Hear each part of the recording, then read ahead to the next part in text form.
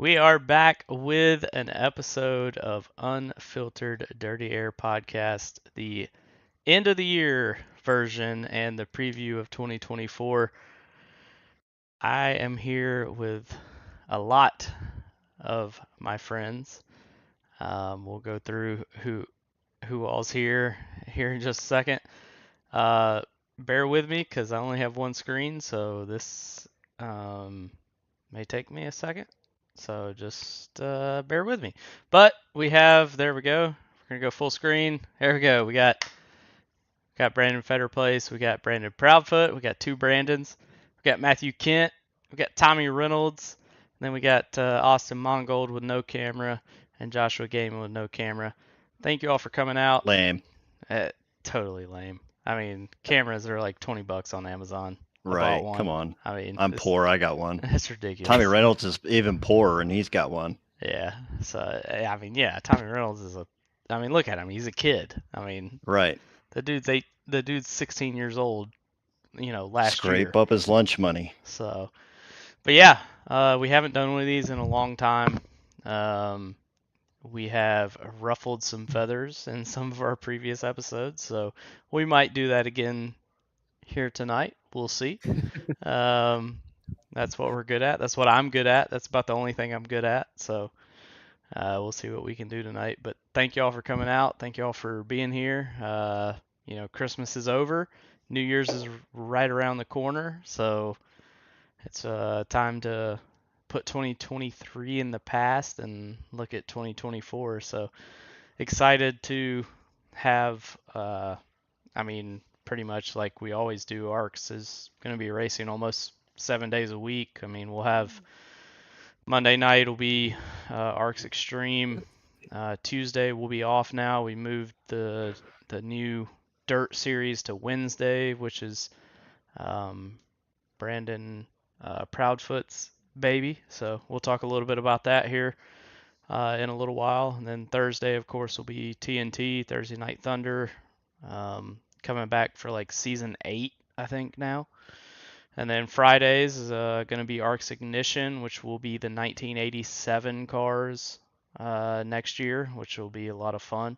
Hopefully, we're hoping or in shooting for season 2 will be the SRX cars if iRacing can release them in time. So that'll be fun. Then Saturday, of course, we have SNS, which will start up, probably February, March, sometime in there, and then of course A Squared.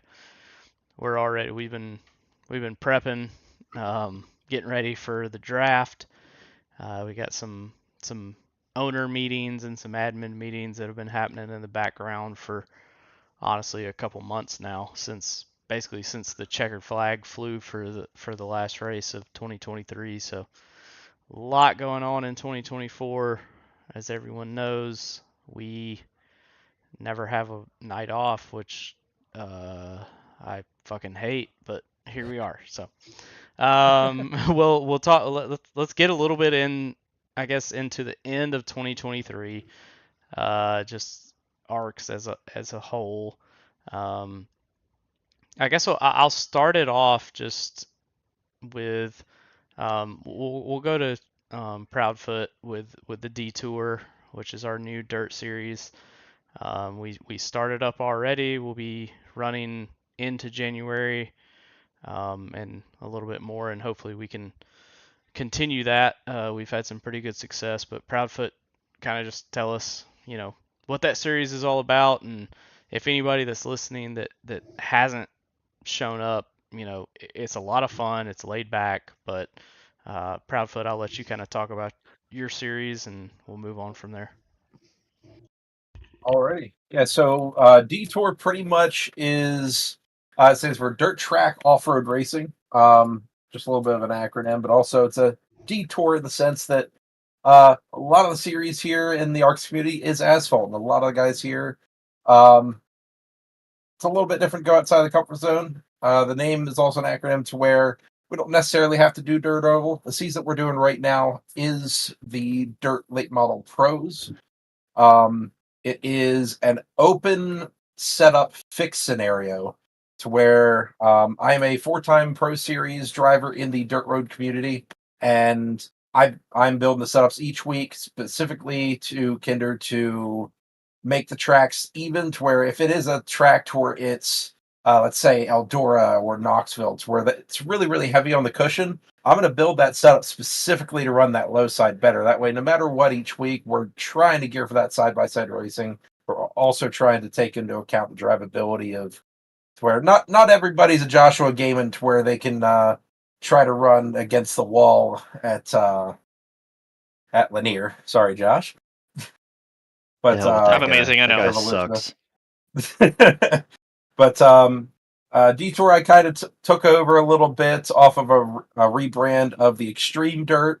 Since coming over here, thanks to Josh and Arcs, I've really enjoyed it coming over here. But for a Detour right now, we currently just have a 14-week schedule. We actually just finished week 4 here at Volusia, where finally we got some drama. People are starting getting their sea legs. Feder Place decided to spin some people, and I wrecked some he'll be people. getting That was some exciting. love. He'll be getting some love in the qualifying for next week. Whenever I go to post that later in the week, but uh, right now, actually next week we'll be going into our last free track feature. The starting of the schedule was alternating free tracks and bought tracks. That way, people that weren't big into dirt could possibly try it out if they did have the car. And then we'll be going to some other shorter tracks, and then kind of give it an arcs a squared feel. We kind of have a playoffs here towards the end where we will have Eldora, Williams Grove, Knoxville, and the dirt track in Charlotte all in a string in February and early March. And then from there on out, we'll probably doing a vote. If SRX comes out by that point, might see about delving into an SRX dirt only side. But if anything, pretty much at the end of the season, we'll be doing committee votes, see what people want to do. I know one thing I do plan on doing with Mr. Joshua Gaiman here is doing some tire testing. I know one thing we lost with the dirt community with the tire model, which we wanted for so long, is can't really go more than 30 laps anymore. So got to test with the super a little bit. Going into early March, we'll be probably putting up a community vote somewhere middle of February and seeing where people like to go. I personally would be able to build setups in anything on the dirt side, period, which is what Detour is all about. So, as of right now, we are going into week 5, so we still have 9 weeks of racing. And there is a small prize fund for the top 3. So unfortunately, if you would be coming around right about now, you'd be missing that. But I do plan on trying to uphold that prize fund, at least for the top 3, and trying to coordinate the schedule to have the tracks a little bit more even. And if we don't do anything super big, then I might see about trying to do some special one-off events here that'll coincide with some other things on a bigger schedule, like the Daytona 24 and stuff like that. That's pretty much all I have for Detour there, right? Hell yeah, it's a lot of fun. Unless you get wrecked by the 34. Fuck the 34. Yeah, fuck the 34. Yeah, fuck that 34 car. Fuck the 27. That's always just going to be my motto. But yeah, it's a lot of fun. I mean, if you don't run dirt, it's just come and race with us. I mean, it's like I said, it's laid back. Yeah, and that's half the field doesn't know what we're doing. You know, you got yeah, Gaiman and that's Bobby and that's the big Blowers. thing with my series is, which that's another thing. Thanks to John Smeal. The setups I do post every week, even if you aren't a Detour driver, if you're even considering to try and drive it every week, ask for that role. Look at those setups. Mr. Kent does put recordings out each week. By the way, thank you, Mr. Kent, for doing that.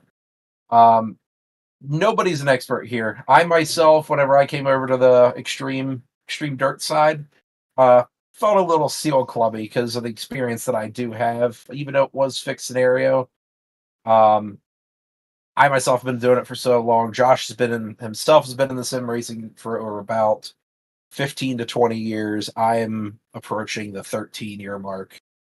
With oh god, I'm actually close to 15. Um, Yeah, and Tommy but Reynolds isn't even 15. He turns 15 next week. So Fucking but kids. a lot of the drivers that actually are coming over to the Arcs Dirt, it is serious in the sense that we are racing for money a little bit, but at the same time, I post setups each week. And if anybody has questions as far as driving, I'm willing to help you guys out 100%. I know Mr. John Smeal, he actually had a good week at Volusia, and he actually got his first dirt late model open setup official win with our posted set. So it was great to hear with that, because usually he's actually only won in the street stocks. And it wasn't just a 500 I rating win either. He was actually racing with guys of his higher rating level, and he did it the best way possible. He messed up in the heat race, wrecked it out, and he raced it from the back with no incident points whatsoever. So Hell yeah. yep. even if you are not the most comfortable driver in the car, I will work with you to get a setup. If a track that you're particularly interested in is coming up, let me know. I'm willing to 100% build a setup and even post it early.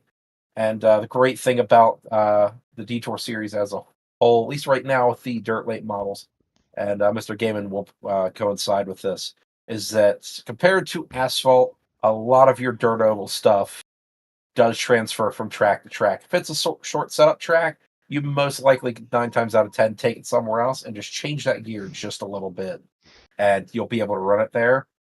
And if it's a big track, same deal. You can run a Knoxville setup at Eldora for all that matters. It's just a small click here and there, which in a fixed setup world, you might as well just keep on running. Prime example of that, we ran the for Lanier, we actually ran the Cedar Lake setup because they were pretty much close hand in hand. But if any of you guys are interested, even if it's a one-off night, come on over. And if you are trying to figure it out, even if you race control, I know we have some controller guys out there. I can build a setup to where all you have to do is flick that controller and let the stick go, and you'll be able to go through the corner. It is very easy for on the dirt side to not be comfortable with what is put out every single week, but I can get you into something 100% better for yourself for you if you would like to. Can you And make a setup to where if I hit the wall, I won't break a suspension part every time? That'd be great. I'll make it as loose as scrap to where you hit the quarter panel. Yeah. Oh, okay, yeah. Make it so that I can run over Ryan some more, and maybe Briley, and I don't know, whoever's That's in just a first. driver mod. Yeah. I need a skill mod. all you have to do is download the John Smill slide job setup pack, and you'll be good to go. But yeah, so if any of you guys are interested in running Detour at all, just post your number that you'd like into roster, and inside the Detour roster page as well here in the Discord. There's a link that says click here to be sent to the league page. I'll send you right over to the league page, fly through the league, and just by having your number in there, I'll know most likely that you've sent your invite over. And come on over to Detour. We race 7:15 and 7:15 Eastern, and we're usually done right around 8:30. So it's not like an ARCS A squared deal or HTL kind of deal to where you're having to do 2-3 hours of your time. Detour, it's a nice hour and a half, depending on the track you're at, and it's a quick little night and lots of fun. Yeah, I was gonna say I'm absolutely terrible on dirt. I know I'm terrible on dirt, and I decided to do it anyway, just to try and get better. I still suck at it, but hell, just from me running on there, I was able to bring in a couple of people, and they run with us now. So I mean, hell, the more the merrier. There's more people I can smash into. Absolutely. More people on track, more people you can wreck. So I mean that's what I always say. But yeah, so that's still going on. Obviously, kind of shift gears a little bit here. TNT is done for this year, but next year will be a little bit different because Aiden will not be there, or at least not full time. So for all Lame. of, yeah, I know, for all the people that are, not wanting to run TNT because Aiden wins every week, he won't be there. Every You're telling week. me I'm gonna finally show up for that series and he's gone? He's gone. Yeah, Yep. he's focusing on Road to He Pro. timed it perfectly. It's Yep. about damn time. Yeah, so we wish him the best of luck doing that. But Biggest thing of I can tell you, Aiden, from experience of 6 years of doing it, exercise patience. Everyone's going to have a setup that it will be better than you in every way, shape, and form every single week, unless somehow you can swing for the fence and get in the ballpark. Even if you're trying to get, let's say you're not at a good track for a particular week, you know that top 15 realistically is your best shot.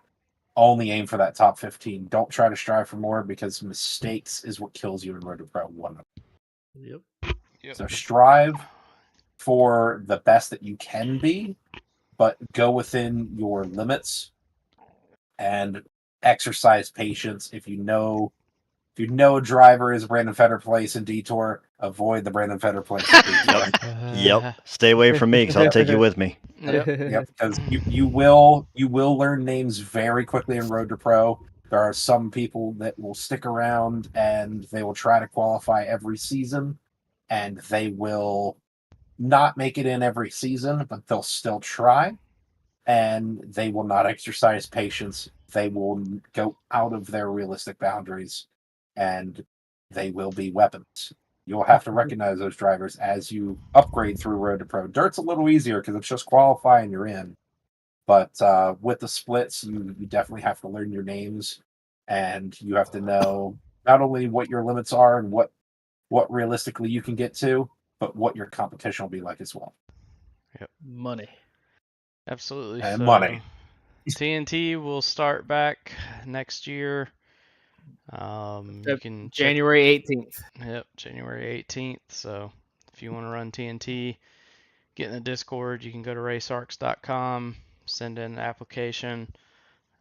Pretty much all of our series are open at this point, other than A squared. It's still open, but the new driver registration closes on January 7th. So if you have not registered already, Donald Ray, talking to you, and a couple others that haven't registered yet.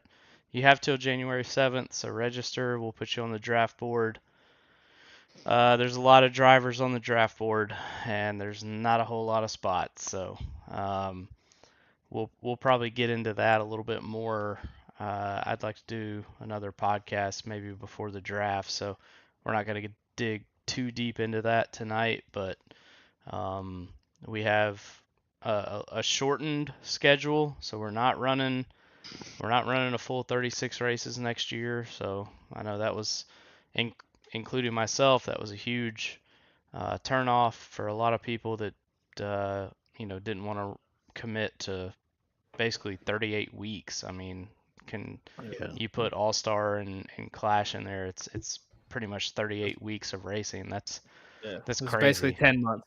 That original schedule that came out was ridiculous. Yeah, There's no way. Yeah, it's nuts. It was 10 months, and that was looking out for the driver too, because of holidays and things like that. We were like, all right, you guys can have those off, and then we'll fill in. But it stretched it so far.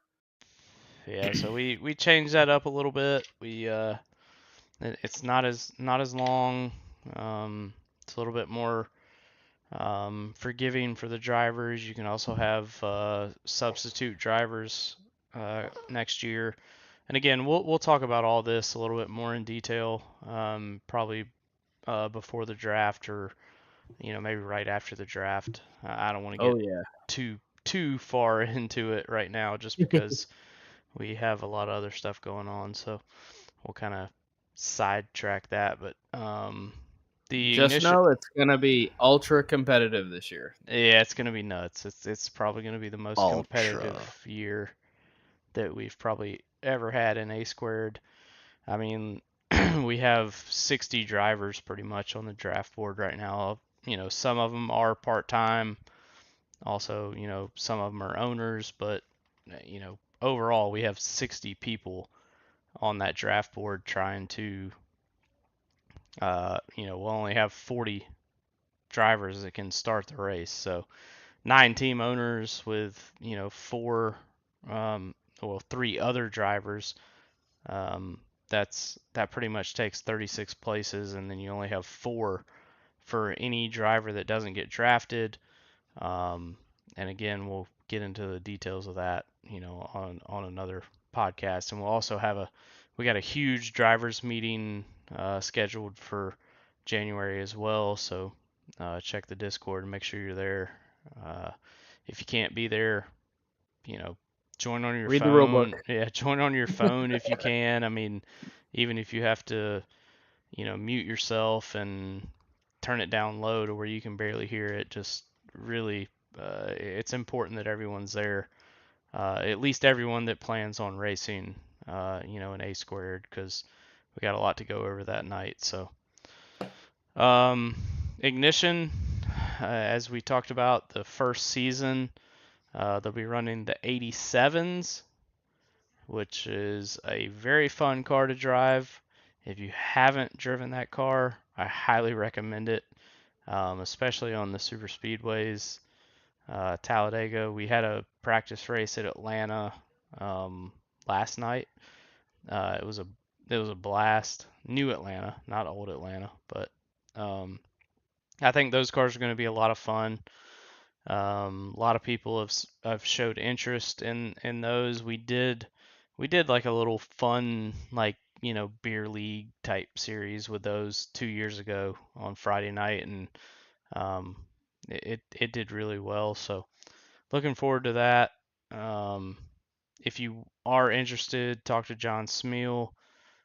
He's the head of our Ignition series. So we decided, based off the vote in the Discord, that we were going to go away from the Xfinity car. So we kind of opened it up to different cars, different tracks, just a little bit of everything. And everybody decided that the 87s is what they wanted to run. So we plan to see y'all there Friday night. If you are interested, and you signed up. If you haven't and you want to run, let me or John Smeal know. We'll get y'all in there and get your numbers situated. I think it's going to be a lot of fun. Those cars are hard to drive, but they're a blast. So I'm looking forward to it in 2024. And then hopefully SRX cars, get scanned in here pretty soon. And that's I think the ultimate goal for season 2 for Ignition is to go to the SRX cars, which I think will be a lot of fun. There's, we'll have a lot of really cool paint scheme opportunities there, and but we'll just kind of have to wait and see what happens there. So, and I'm just kind of rolling through the series real quick, and then we'll kind of open it up, and we'll let everybody in here, talk about what's on their brain. But SNS is starting up as well. Kent, do you have a date on when they start, or No current date to start yet, but we're probably looking, or it's probably looking somewhere in February for that starter. They obviously have to contend with some of the bigger iRacing events like the Daytona 24 and Sebring and stuff like that. So we'll see what they come out with. We'll see what they come out with. Hopefully they avoid those so that car counts stay high. But that's our truck series with Saturday Night Showdown, and always a good time in those trucks. Very easy to maneuver and drive. Sometimes over your head, but ultimately a fun Saturday night for us. Fucking SNS, man, can't even get a schedule together. I swear to God. That's all right. We're all over the place. Hey, this podcast, I have viewed my opinions on this podcast before, and I ain't get. Oh, Fetterplay's got a gummy right there. I got Peeps. Somebody Amazon Primed gaming a little camera deal. Oh, and, I'm using my phone. I had to move my mouse just to see who that was. I thought it was Holy shit! Look at that gorgeous man. I just now we're not Droid just cam on my phone. Oh, thank Look. God. Now we're not just yelling into the abyss at some oh, random the name. stream's 18 plus. Oh, Yeah, well, look, if Austin Mongold shows his face and he's a train, I'm gonna go to bed. I swear to God. But Not just a train, a It's land train. a can no, of Dr. that's Pepper. Tom's theory. Yeah, he's just a can of Dr. Pepper as his face. But yeah, I mean, we got a lot going on. So I'd like to kind of shift. Obviously, we've been done racing, at least A squared, since Ryan Blaney won the Cup championship. Which hey, Oh, you just had to throw that in there. yeah. Hey, look Hey, out. earned it. He number earned it. 12, number 12, baby. He didn't back into that fucking championship. He earned that shit. He earned that. He earned that. But yeah, I want to talk a little bit about one of the big endurance things coming up there, Reynolds. You got 24 hours of Daytona coming up, so I'll leave the floor to you, Mr. 14-year-old, turning 15 next week. What we got going on, buddy? I got to get another beer, so talk for at least 15 minutes.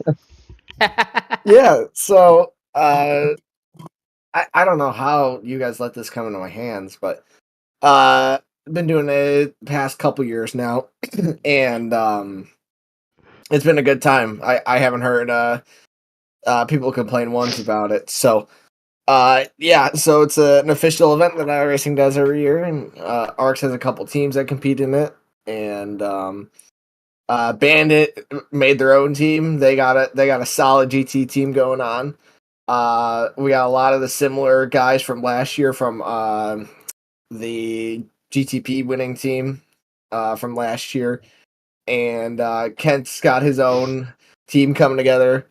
So that's going on, and yeah, so not doing too bad, but over the years we've slowly been getting better and better. So that's a good sign. So yeah, I think this year honestly was a little lackluster on the endurance side, but after looking at what they had for the special events, I feel like it's going to be a fun year for the endurance side. So Definitely. should be a lot of fun, but yeah, I gotta focus on getting more teams together. So There you go. Well, Ryan's not back yet. yeah, I was gonna say I can't stretch that into 15 minutes. So Yeah, like that was Reynolds not said, 15 minutes at all. yeah, So, Yeah. like Reynolds said, we did have a winner for the iRacing 24 in 2023, so that was huge You're welcome. for ARCs as You're as a whole. welcome, Um, motherfucker. coming into 2024, I was obviously on that we've winning got team. obviously we've got the big 24-hour at Daytona. That's the mega one that iRacing puts on, but we also have put teams in Sebring, and then we've got a Road America race, which a lot of our NASCAR guys are accustomed to that track. It's just a matter of getting them in the cars. Obviously, the Nürburgring is a big one that the more international community hits, but obviously is still up that alley of special events. But then Watkins Glen, NASCAR track, Spa 24 draws a big one. We put a team in with me, Ryan, and one other person, but my knee locked up and it cost us about half an hour of track time, and we declined on that one. I think Excuses.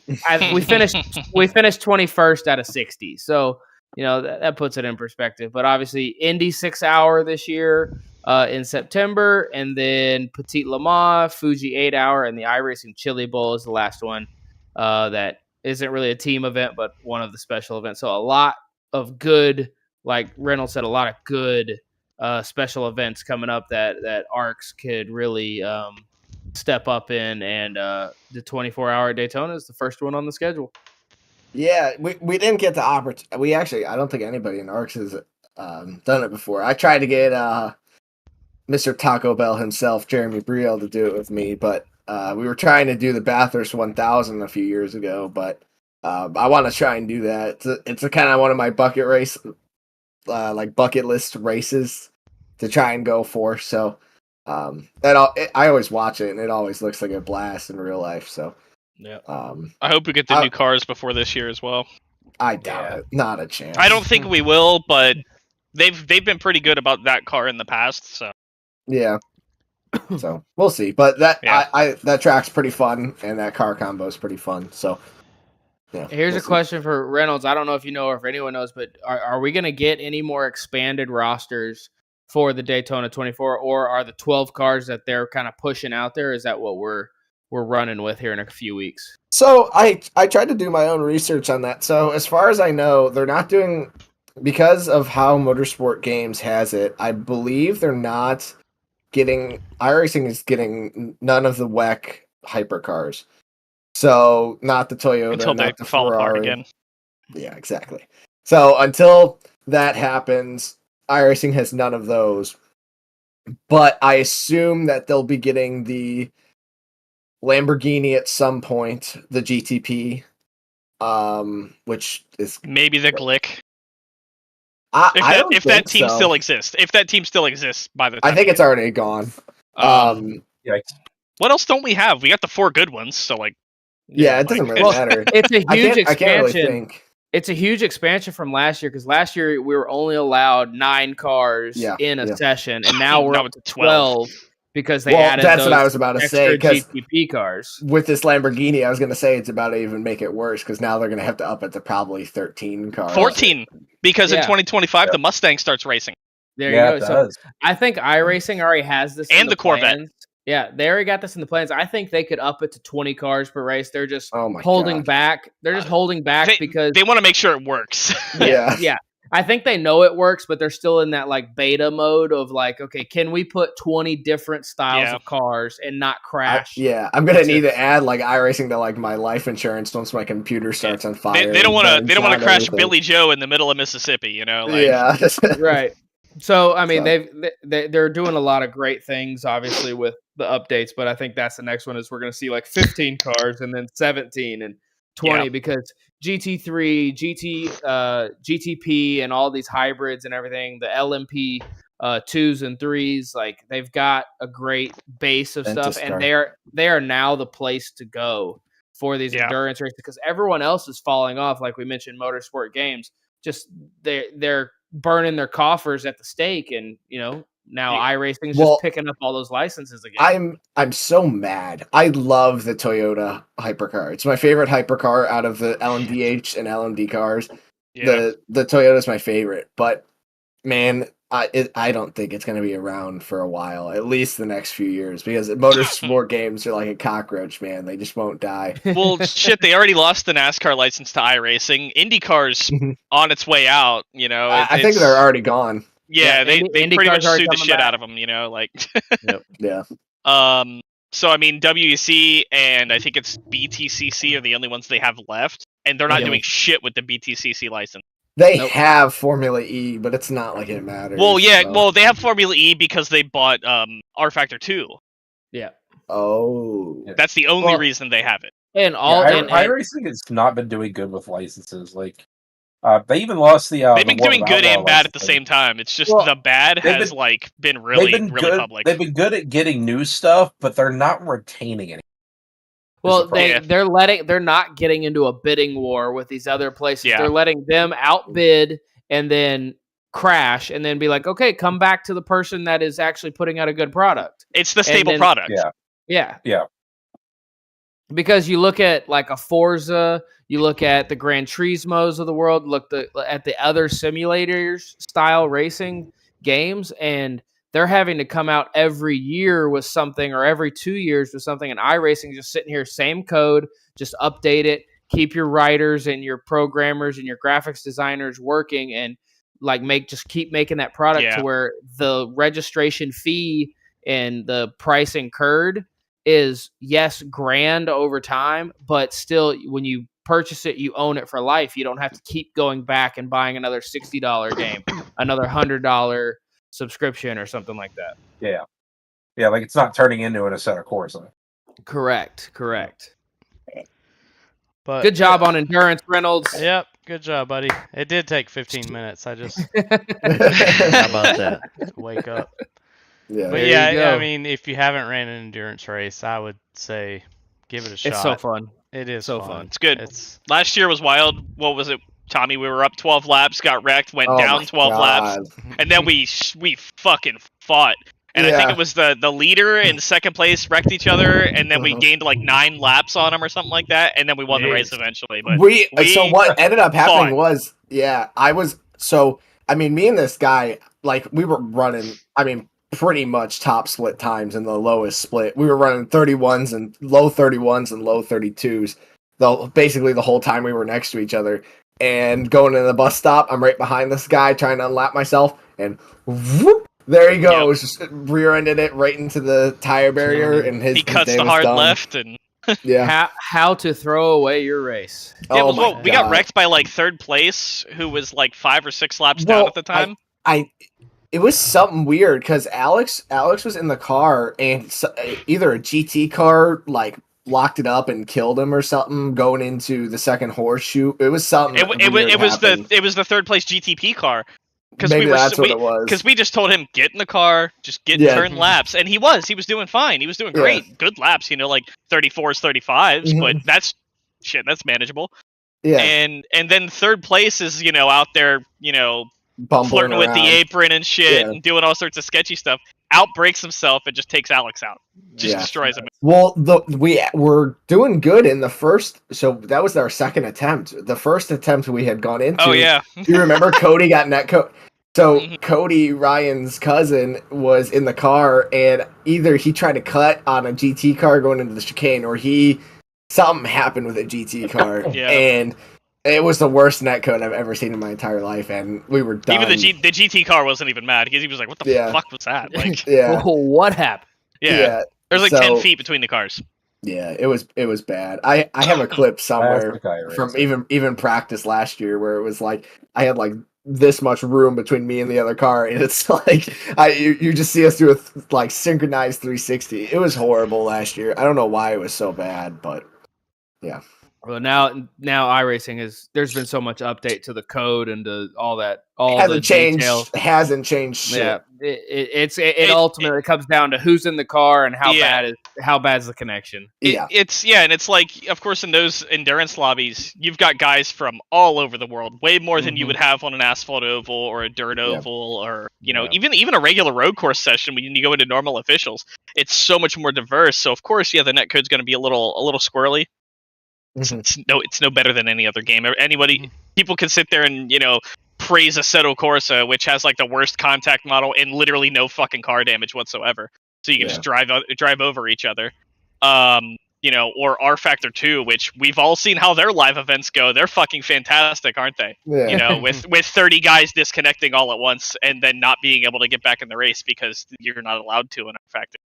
Yeah. But like it's crazy. We're in a good place. We're in a great place. Hello, iRacing. Come on, join us in here. Yes, it's expensive up front, but no, it is not a waste of your money. Come on in, have some fun. And so this is kind of getting off track, but here we go. I saw something, and people were talking about it, saying that with how much you're paying, you think that people with bad internet would kind of be weeded out, but it's like not happening. So people were talking about like, if you do have bad internet or bad connection, should you be allowed to race, period? And it was just a war in the comments. Yeah, it's always going. That's always been a huge hot button.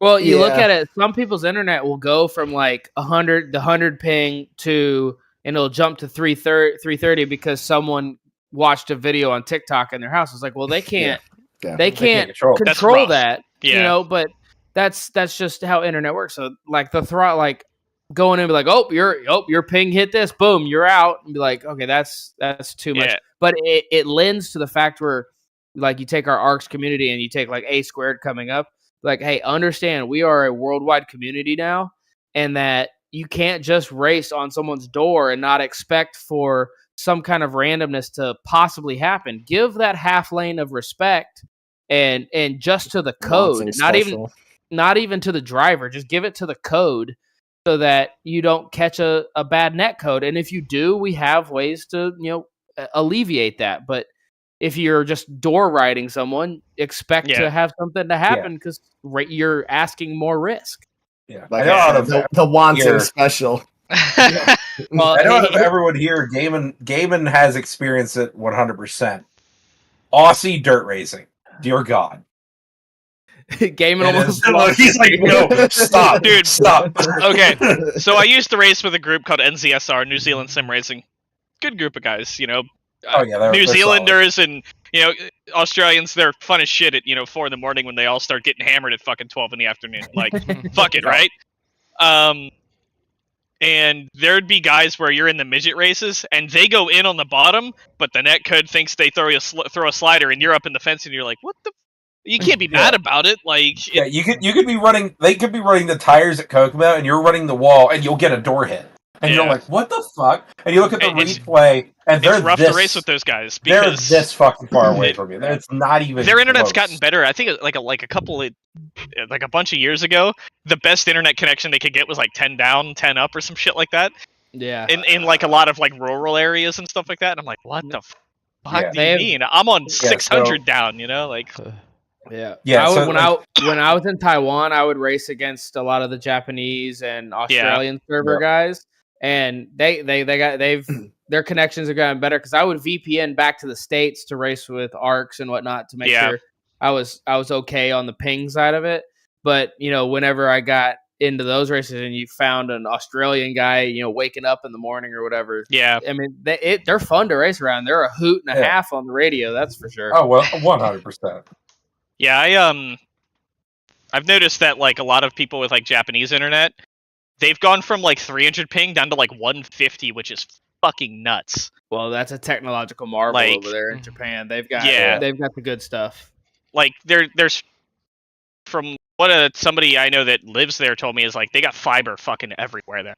Mm-hmm. Like, and it's cheap. Like he's paying like $45 a month, like US, for 800 down, 800 up. It's what? Yeah, this fiber got figured out. They just chucked it out the window, and they were like, "Yep, everywhere." Yeah, them, ain't no excuses now. Yeah. Got them tentacles, coming in. Oh, come on! Downloads. We were this close to not going there, and here we are. Hey, I take y'all where we need to go. So we'll close that out on the endurance series. There. Awesome note. Anyways, what's next on the old February 2023 ARC's Chili Bowl? Yeah. Oh, hello. Back. The ARC's Chili Bowl.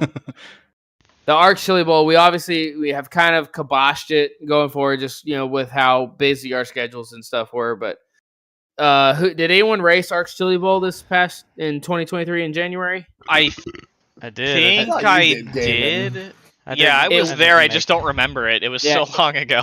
It was so long ago. It went. Let's put it this way. It went off amazing. I mean, we had a great time with it. Had it streamed and all that good stuff. I think we had 30 cars in the thing. So Alphabet Soup went really well. 55 lap main went really well. You can search that, find it back in the archives. But obviously, 12 months ago, a lot of crazy stuff has happened. But we get down into February, and that's where everything kind of took off. All 5 series were kicked off.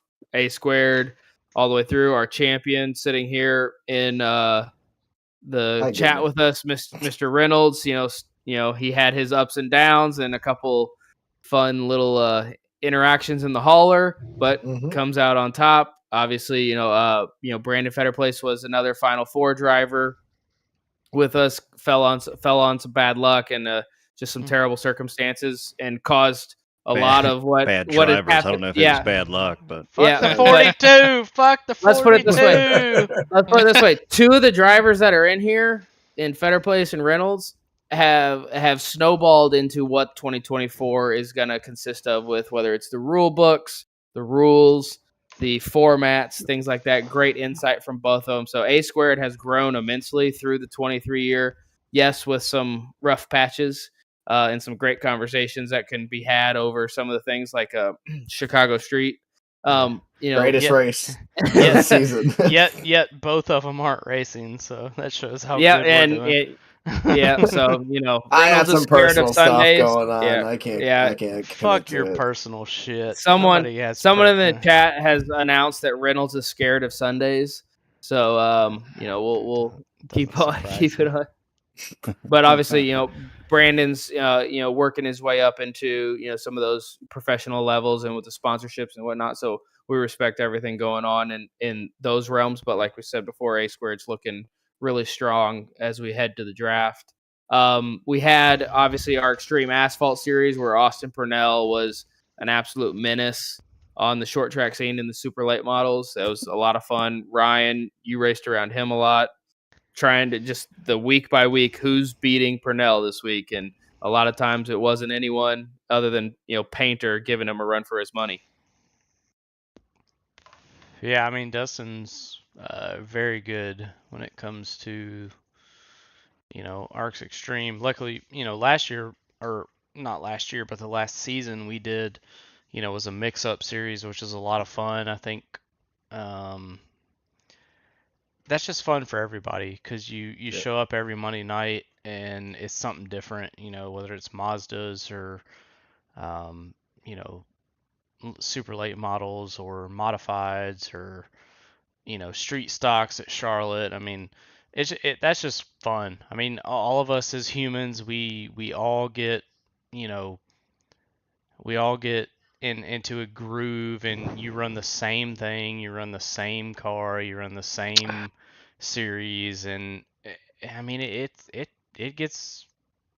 If even for me, I mean, and I know it happens to other drivers too. Like you get burnt out. Like I mean, there were a couple times at the end of this year, like where I didn't want to race next year. I just wanted to call it quits, but Pretty I'm sure you made that announcement like 10 races left. Like you just Yeah. kept saying it every fucking meeting. Like, oh, I I'm don't not want to racing fucking next year. be Fuck here. this. I don't want to be here. yeah, like if anybody ever wants to take the role of ARC's owner, please come take it from me because I would love to just race and not have to deal with the bullshit. Um, I mean, we've grown a lot in 3 years. I mean, we started a long time ago. When COVID was happening, and there was only 10 or 15 of us at best. When we first started, and now we're at 250 something members in ARCs, Mm-hmm. and obviously some of those people don't race on Starlink anymore. So I don't. Well, I'm using my internal Wi-Fi on my Fair. computer. I do have a cord coming. It's gonna be delivered on Sunday. Then I'll be hardwired to Good timing. my fiber internet. Yeah. So terrible timing for this podcast, but whatever. Anyway, I don't even know what I was talking about. I feel like Theo Vaughn right now. Yeah. So go dogs. Yeah. Well, and I How think many beers are you up to? Not enough. Look, when Yeah, you're an apparently. alcoholic like me, you don't count them because that's not Yeah. good. Well, I think everyone in here could probably say that the big surprise of the 2023 year was the creation of Jack Mulkey and Steven Oberstadt series, the only short track series, and how big and how fun that group has grown. And they've started to bleed into our other series. Obviously, Reynolds is a Chrome Horns recipient of some accidents, but where they started, where OST was 10, 12 cars, and now they are literally having to turn people away at the gate because we are only taking 22 in the feature and 35 have showed up. So speaking on where something has literally popped up in just a year and is now one of those like, hey, I'm here for the late model stocks, and be like, oh, all right, cool, another one to the pile, and then hey, check out all these other cool things we got going on. So if anyone's got anything from OST land, they had 2 seasons in 2023, and they're currently in a little break right now as they finish up another season at the turn of the new year. Yeah. That series, I ran I think it was like 2 races in the first season just because of HTL, being just that I'd miss it by like 5 or 10 minutes, and it was a shame because I loved the 2 races that I got to do. But this second season's been like off the freaking chain. Like every single week you got anywhere from 25 to 35 cars showing up. Like literally, what was it? 32 cars at Langley or some shit like that. Fucking Langley of all goddamn places, getting 32 late models at it. Like imagine. But yeah, So I man, just it's been counted. fun. Unless I missed one, which would be severely unfortunate. The OST roster has 68 drivers It's fucking listed nuts. in their driver numbers. Yeah. Damn. And shout out to Steven Oberstadt. I mean, that dude has been recruiting like crazy. Jack Mulkey has been a huge help to that series as well, kind of doing race control from up above. Other than the couple times other than the couple times he tried to race and I took over for a little bit there once I joined. Look, he's good in the booth. He's good in the booth. That's all that matters. He's like Daryl Waldrop. You got to keep him off. Keep him out of the car. Keep him out of the car. Keep him out of the car. And everything will be fine. But yeah, we love that 27 Daryl'd still car. be in a fucking car if they let him. Oh, for sure. We love that 27 car, right, Ryan? Fuck the 27. But yeah, no, Steven Oberstadt has done a great job with Jack Mulkey, and both of them. When they first came to me with the idea of that the series that they were trying to do or trying to kind of envision up, I knew it was going to be successful just because that car is so much fun. A lot of people love that car. I won't say it's easy to drive, but it's fun to drive. And but I don't think any of us, when we talked about starting the series, I don't think any of us thought it would be as successful as it has been. The 2 seasons that they've put it on, and like Kent said, I mean, a lot of their drivers, they run OST, but now they're like, hey, I want to run TNT, or hey, I want to be a part of A Squared, or I want to run, SNS, and that's what it's all about as a community. You bring new people in, you don't just bring them in for your series, you bring them in, as a community, and that's what we are. I mean, we're a big ass community now. It's way bigger than I ever thought it would get to, but it's really cool that, I mean, I'm sitting here right now with 6 other drivers on camera, and Austin Mongold as a Pop-Tart emoji. Fucking Pop-Tart. Talking about, fake racing, and we get to enjoy it and have fun with each other, and yeah, we get pissed off with each other sometimes, and we move on to the next week and keep it going. So I mean, that's what ARCS is about. I think that's something that has really set us apart from other leagues. I know me personally, I've been in other leagues. I have not been, I have raced in other leagues. I've run in HTL, I've run in ABN, I've run in the NSR. I've run in other leagues, and it just seems like there's such a huge divide in those leagues, and I'm sure ARCS has that too. I'm not denying the fact that we probably have some people that may not enjoy racing with us, or may not enjoy our community, but I feel like that we have done a really good job of making sure that everybody's included. I mean, obviously, if you're going to race like an asshole, then everybody on the track is going to treat you like an asshole. That's just Yeah, I can name one person off the top of my head like that. Yeah, well, Yeah. Pop-Tart. The Pop-Tart speaks. Pop-Tart. Yeah, we get to a hot topic where we can talk some shit, and here comes Austin. Yeah. What you got, Pop-Tart? Throw Is that the- name out there. Is the Pop-Tart Come on. emoji is that before he got toasted in the Pop-Tart bowl, or after he got toasted in the Pop-Tart bowl? No, that was before. Pop All right, good. Bowl. Yeah, there was literally a Pop-Tart bowl. Can we just take a second to admire the fact that Gaiman is drinking out of a server jug that they refill your drink with? Yeah. They come by and You're ask you if you want goddamn something to fucking drink. right. Looks like That's impressive. Looks like he's at a Mexican restaurant and they just brought him a margarita. He just walked out with it like Yeah. this is mine and just went Yeah. home. Look, if you're gonna drink, you better do it fucking right. I mean, hey, I mean, if I had I ain't hating. I'm impressed. if I had a pitcher like that, I'd pour my drinks in them, but I don't. Unfortunately. I don't know where the fuck my brother got this from, but he just Probably throws it walked up out into with he It's like throws he it got up a in the picture- fucking cupboard, and every once in a while, just fill it full of beer and have a good Got a time. pitcher of Hell beer at yeah. a bowling alley, and he's drinking straight from the pitcher. Hell yeah, dude! Fuck. Hell yeah. Bottom you line. haven't had fun bowling until you've drank from a pitcher. Oh, I mean that's how you have to bowl. I mean, yeah, I mean, bowling sober. that- Jesus that's- Christ! That's the whole reason I actually don't show up for any of the TNT stuff. Is I bowl on Thursdays, and every Thursday I get a Long Island iced tea. And let me tell you, I don't bowl good until I get that there's Long no Island. there's no racing on a couple Long Island iced teas.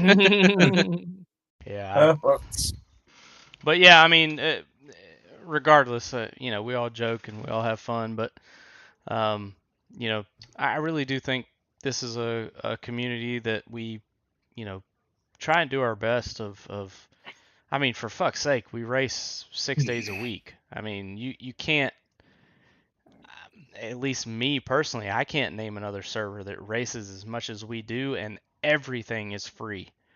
Other than A squared next year, if you don't get drafted, you pay $20 to sponsor a race, and you can race the entire season.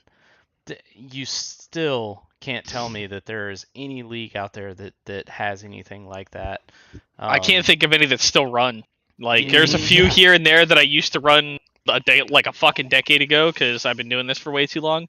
There's guys that have been out there doing 6-7 days a week, but they wouldn't. I like this series, this league. I mean, this like community. It gets good car counts. 9 times out of 10 of the races. Like sure, yeah, like Extreme Dirt didn't get the best, but like I feel like that's a Tuesday thing. Because it was on a Tuesday, and every fucking league on the planet wants to race on Tuesday for some fucking reason. Yeah. honestly, any of the weekday stuff is It's rough. it is rough. It's Just hard. because obviously Yeah. everybody has their work week stuff. Like for example, I mean, even for doing like things like not just call out other series, but like doing HTL on Mondays. Thursdays I go in at 3 a.m. for work and I'm done at 3:30 in the afternoon. Yeah. So It's rough. when you got stuff Well- like that, or if you're not fortunate enough to work second shift, you only got your weekends here. Yeah, and So, HDL yeah. is look, fuck. This is fucking Unfiltered Dirty Art podcast.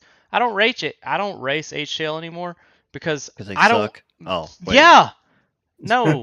The Yeah. races have been rough this season. The They've races, been- they were I'll rough. call them out. They've been tough, but There's been like 1 or 2 really good ones, and all the rest of them are like either subpar or just really shit. regardless, I can say as a recipient, if I remember correctly, As somebody the who's been three fucked over races, the 3 races I have won in HTL have accounted to about 50 cautions. Yeah, and regardless whether they're good or bad, on a Monday night, and you want me to, I mean, qualifying's what 8:30, and then they do About 45 minutes long, half an Yeah, hour. they Yeah, do you're getting single done around file. midnight. That's it. They do Yeah, single that's- file qualifying, which again, that's a great idea. We did that in Heat It's 5. cool. It worked Yeah. great in Heat 5. On iRacing, it's still cool. I I love the league. I love the format. The guys that run it are all cool. I get Yeah. along with all of them. Me and Blake have gone at each other, obviously. With last season, I'm pretty sure everyone saw what I did to him at Pocono. But Thank you. I think we You're one kind of the of cautions, grew maybe some good. respect there. It's just like we're cool. Like Yeah, it's and- whatever. and- Me and Blake give each other shit. We have fun. Me and Blake are both Georgia boys. But man, the and racing's been rough. I love I love Blake. Yeah. And he's actually signed up for A Squared next year. Yep, but that's good to see. It's just the problem of like on a Monday night, and even with A Squared being on Sunday nights, it's tough. But at least you have that Sunday, like most 90% of people don't work on a Sunday, so you can rest you can wake up late, at 11 a.m. You can go out and get lunch, whatever. But on a Monday night, like most of us get off work at 5 or 6, 7 p.m. You got to come straight home, get on the rig, and you're be there till running 11 or 12. Exactly, you're running 3.5 hours. Yeah. On a track that it's a commitment. It really is. It is. And It's a commitment. The worst part about it is here, I feel like my qualifying is not the best by a fucking mile. So I could qualify, I don't know, 4th, 5th, 6th, and I could, I can still race through the field. And there, you can't even race through the field. 4th, 5th, or 6th is racing through the field for Tommy Reynolds, by the way. Okay. I'm glad someone You're not qualifying 25th. You're qualifying 5th. That's not through the field. That's bad for Tommy Reynolds, though. You can see the pace car, Reynolds. Whatever. You get my point. In HCL, you can't even race through the field because there's so many fucking cautions. You know what I mean? Like, once you're back there, you're back there. You're fucked. Like, that's your race. The best thing that you could do in HDL is pull the Angel Santiago strategy and just undercut whenever the stage comes. Yeah. That's and your he best does it all opportunity. the time. He's so It's smart. every single I wish race. he could finish races. It's funny because last season he was really fucking competitive. I don't know what the fuck happened this year or this season. Like, hey, there's somebody else that usually undercuts come on, man. here too. It's the caution. Who that is. I hope he sees this. I hope he fucking sees this. Angel, get your shit together. You're better than that. You guys want to know a secret? Pop-Tart. The Pop-Tart speaks everybody home. Okay. All right, well, the arc here in review has shifted into a 3-letter format, and we're moving back to the 4-letter format. Nah, I just wanted to talk shit. I love talking shit. I don't care. No doubt. Yeah, so do I. Well, realistically, it's not a bad thing to talk about them because that's stuff that can happen here. Like that can happen with OST. OST could, with their blow. It's a fucking miracle that they're not having 20 cautions at linear random or fucking short tracks. Or, well, Sobo. Yeah, Oberstadt and Mulkey are really holding on to this penalty sheet that's coming out over through Christmas. It's gonna be a rapture. It's gonna be the greatest moment. I can't fucking wait, dude. There's something coming in OST. I think they're doing a smart thing by holding on to it because it really has dulled down the emotions because everyone's like, where is it? Where is it? Where is it? Yeah. I can promise you the emotions as soon as that penalty sheet. There's gonna be a lot of people not qualifying because they are on probation. Of people being removed from OST. I have a feeling. We'll see what happens, but OST is in a great place because they're willing to make those kind of calls. I think that's something I respect about Steven is Jack. Steven, especially, does not fucking take shit from anybody. It doesn't matter if he likes them or not. He don't fucking take shit from nobody. One week, and love him or hate him, he can run a series. Yeah, I'll tell y'all a story. That those of y'all that weren't there, we had a race, and I don't even remember where it was, but it was at Martinsville. Was it? Yeah, it was at Martinsville, and I was in front of Patrick Allen Jr., aka Quiet, and we went green, but the green flag didn't drop yet, and Patrick Allen just ran through my shit. I mean, I'm talking just floored it, dumped me into the inside wall, and I was pissed. As y'all know, I don't get pissed often, but when I do, it's not fun. And I was pissed. And Steven Oberstadt kicked Patrick Allen Jr. from that race and gained a lot of respect from me because he Quiet usually stays away from people. Quiet has gotten a lot better, and I know he's calmed down a lot. He has gotten better. He stays away from people. He tries to not run into people, but he ran my ass over that night, and Steven Oberstadt booted him from that session. So funny. Faster than I could get my fuck yous out of my mic. So yeah, I mean OST's done a great job. I mean it's it's a lot of fun. A lot of people, and they picked a good car. Like they did. That late model stock, so fucking fun. It is. It's so much fun. I mean, even though it's the same as the super late model like body, like just the power that is. Well, it's even a newer body. The super late model's on a 2012 body, but that car's on like a 2020 or something like that. Yeah, 2019 body. It's helped so much by dampening the power down to where people are not just spinning out on exit or just completely blowing corners. Yeah. And I don't know what track it was, but I know what track it was. I don't know what series it was in, but Steven Oberstedt got hit by what's his name? Nick Fisher.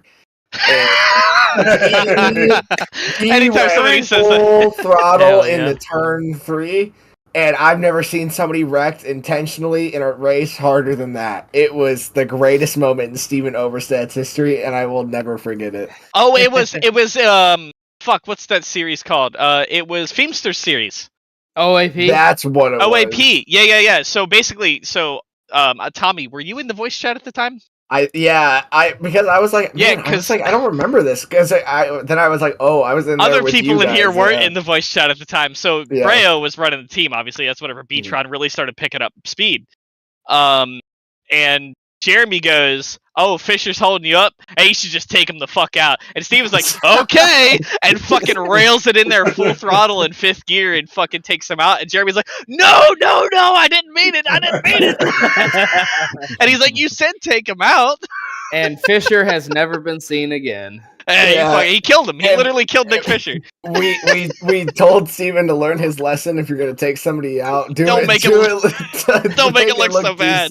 Hey, you fucked him up. It was so funny. And how the turntables, the one that arguably has the worst intentional and of course Jeremy is about to release the worst penalty report record that's coming to fucking the arts. It was poor wording on Jeremy's part, Yeah. He should have said move him out of the way. He said take him out. Take him the fuck out. You gotta know who you're talking to. Well, he knew after that. Yeah. Well, I don't think he'll ever forget. Kent, by the way, thanks for dragging Austin Mongold into a better camera angle. Right? Yeah.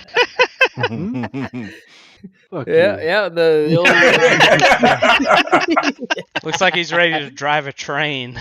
That's what I'm doing right now. Oh my god! Hey, if I had a big pop cart, he is, I'd man. put it right beside me right now. I'm gonna buy fucking Train Simulator. That's fucking before Kent moved the Grinch, it looked like he was sitting in the back waiting for a fucking hooker to show up or something. Hey, like, He's all fucking arms back and shit. I paid for it. Where's she at? Yeah, she'll be here in 30 minutes. Yeah. Well, let's wrap up 2023, and we had our ARCS awards go out a couple weeks back, or just over a couple weeks back, and we'll run through all our series had their best drivers voted on, as well as a few other awards. Obviously, our best OST driver. This came from season 1 of OST. Where he was primarily able to run with a 55% vote. Austin Purnell took home that award. Best extreme asphalt driver, Dustin Painter, for the battle he gave Purnell through season 1, and then he took over in season 2. Best TNT, everyone guessed it. He won it with over 70% of the vote. Aiden Norman, good riddance. He's gone. Didn't vote for him. Yeah, That's my question. I voted for Mickey Mouse. I don't know about top ARCS driver though, because he only ran 2 of the fucking series. Yeah. Well, he also had the most wins on the year across all series, even only running 2. He also rage quit another one. Yeah. Well, our best ignition driver in season 1 of Ignition went off with a bumpy recourse, let's say it that. But Zach Millett came in and took that award. I voted for Dale. He took it away from Dale, but Markowski was able to come back, and you'll see him here in a second. The best SNS driver, obviously, like mentioned before, Aiden Norman, 75% of the vote there. The only 2 series he won, or the only 2 series he really ran throughout the season of 2023. Best A-square driver, Mr. Gingers himself, Tommy Reynolds, your champion. He took home 45%. He didn't get that speeding penalty. Yeah, took home 45% of the vote. Brandon Fetterplace came in second place in the voting with 32% of the voting. The ARCS. Yeah, well, keep on. We only count 6 of them. Yeah, you're Motherfucker. scared. How You're many scared did you of have? Sundays. You're scared of Sundays. We're okay though. The ARC's most popular driver are Mr. Presidente Ryan Pinnell, running all the different leagues. Rigged. I voted for Ryan. I'll be Yeah. honest. I voted for Ryan. So in the overall scheme, because it was an open vote, you could type in who you wanted. He ended up claiming 18 votes over. The second place was Tom Sears, who claimed 10 votes. So he did win it going away. So there was that. Newcomer of the year, though, Dale Markowski took home that your Xfinity Ignition champion. An amazing show. He took it home with almost 40% of the vote over a bunch of different drivers. Those like Proudfoot was in the Newcomer of the Year as well. Obviously, he got gypped on the Ignition because Zach Millett came in and won a lot of races, but wasn't able to make full-time appearances. Markowski was there every day. He even got his chance up in A Squared and some part-time roles, and he's looking to get drafted this year in 2024. As we keep moving, most improved driver for the second year in a row, which is a weird thing to say, is Briley Wright. He took home 45% of the vote in that. So Briley has doubled his efforts in and gotten most improved 2 times in a row. The best ARCS team, and obviously teams is relative to the A Squared division, but the team champions, Line Power Motorsports, headed up by Tom Sears, took that with 50% of the vote over Beatron. Excellent season. Surprised from Sunday Line Money Power. didn't have more because they were just there was a lot of races where they were really dominant. You know, it'd be Daniel and Seth up front the whole race, you know, and of course it's me and Tommy trying to fucking just figure out how to get the hell around them without, you know, wrecking the whole field basically. I'm surprised actually. Well, Line Power probably stuffed the ballot box. They had some mail. You got Tom Sears in there every 24 hours fucking putting votes in. Hey, hey, it's how Tom's it's how got his whole fucking work company in there voting and shit. Yeah, vote whoever the rest of you want. Man, Just it put happened. Line Power for the last one. Yep. So we keep moving. Line Power takes the teams. Best broadcast network was between ABN, Rick James, Raggy Productions, and ARCS Racing Network. Rick James TV took home this title with 47% of the vote over ABN, who had 33% of the vote. Two of the great networks that we're partnered up with. We love being on their channels and what they provide us in streaming quality and production. So we look forward to more of that in 2024. Your best paint scheme creator came out, John Smeal. He took over 38% of the vote. There's a wide range of votes in this because there are people who dabble, but John Smeal is the rock steady. Believe he won it the year before as well, so this is 2 years in a row. Stuff is nuts. Whenever he puts time into it, it's He's got good stuff, and obviously running the Ignition series, he is pumping out some decal layers as well. Moving on, the best ARC series. So we put all the ARC series up on the board and let the public vote. 60 votes came in, and TNT, Thursday Night Thunder, took home the win, 35%. A Squared finished second at 27%. SNS in third. Congrats to Thursday Night Thunder for putting on a great product 2 seasons in the year. And amazing racing all the way through the track as they went from ARCA cars to the Gen 4 cars. Still held the product. And then the final award went to Aiden Norman as the top ARCS driver, conquering SNS and TNT in dominating fashion. He took 48% of the vote over his competitors in the group. The other competitors were Tommy Reynolds took home 21%, Brandon Fetter placed 13%, Joshua Gaiman 11%, and Dale Markowski took home the rest of the vote as a newcomer to first year to be put on the top ARCS driver award list is huge for him. But Aiden Norman comes home with it, and from everyone at ARCS, we thanked everyone for their commitment and participation throughout the year. So 2023 has come to a close with your 2023 awards. Any reactions, guys? Any surprises? I don't think there was really too many surprises, to be honest, because Tom's, like, especially for, like, the team vote, like, Tom's team, they were always solid. They were never, like, super, super dominant, but, I mean, every 5 seconds you're seeing somebody on line power, either getting talked about on a broadcast or up your fucking tailpipe. Like he had a solid, like I think he had the best all around team. Sunday Money, of course, has Seth and Daniel. Like Whenever Daniel we was showed up. yeah, well, yeah. And, All right, and, I mean this yeah. in the nicest way. Who was your guys' fourth driver? Because I cannot remember. I've been trying to think about it for the past 5 minutes, and I cannot remember. I don't. I think Emma, it Tom, changed. and who? It changed at some point. Yeah, at first it was Alex. Yeah. Oh, And I then remember that. Alex Okay. was too drunk to show up, so then we ended Yeah. up getting rid of him. And then Edward Marshall. Remember Oh, you that's hated right. him, remember? That fucker, Yeah. Where is he Stitch? was He was he had supposed a to he had leave a the rough bar season. like Fuck 2 him. hours I ago. told you. I fucking What the told you. hell? He's not gonna be. He's not leaving the bar. He went to the bar to get beers. Yeah. He was already For- at the for bar. for all the questioning of who was Line Power's drivers, the fact they came away with the team championship in Yeah. the end They were solid.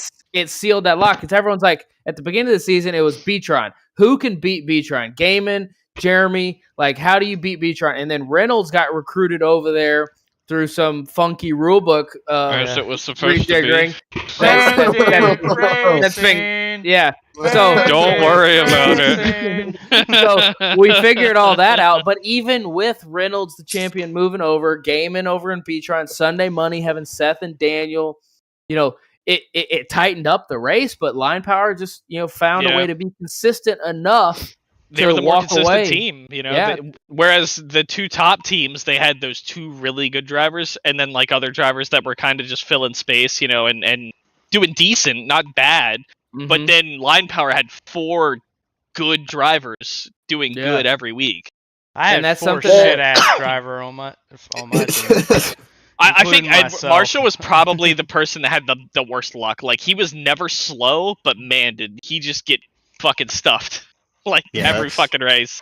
That was the rough part because I had actually talked him into coming over, and he came over, and he was supposed to just kind of be like how we work, be consistent. Yeah. Run as good as you can. Don't do anything dumb. And I can't say I was nice to him, but like I'm not nice to it was anybody. like- So like it outside was really outside of the strange. race, I'll be nice to everyone. But when I'm racing, I'm not nice to you for a fucking reason. It's because I want to be better than you. Yeah. And I'm going to be. At some point, I'm going to be. Well, Whether and it's today, we were tomorrow, talking the day about after. it at the end of the season. We were talking about it, and we couldn't figure out why.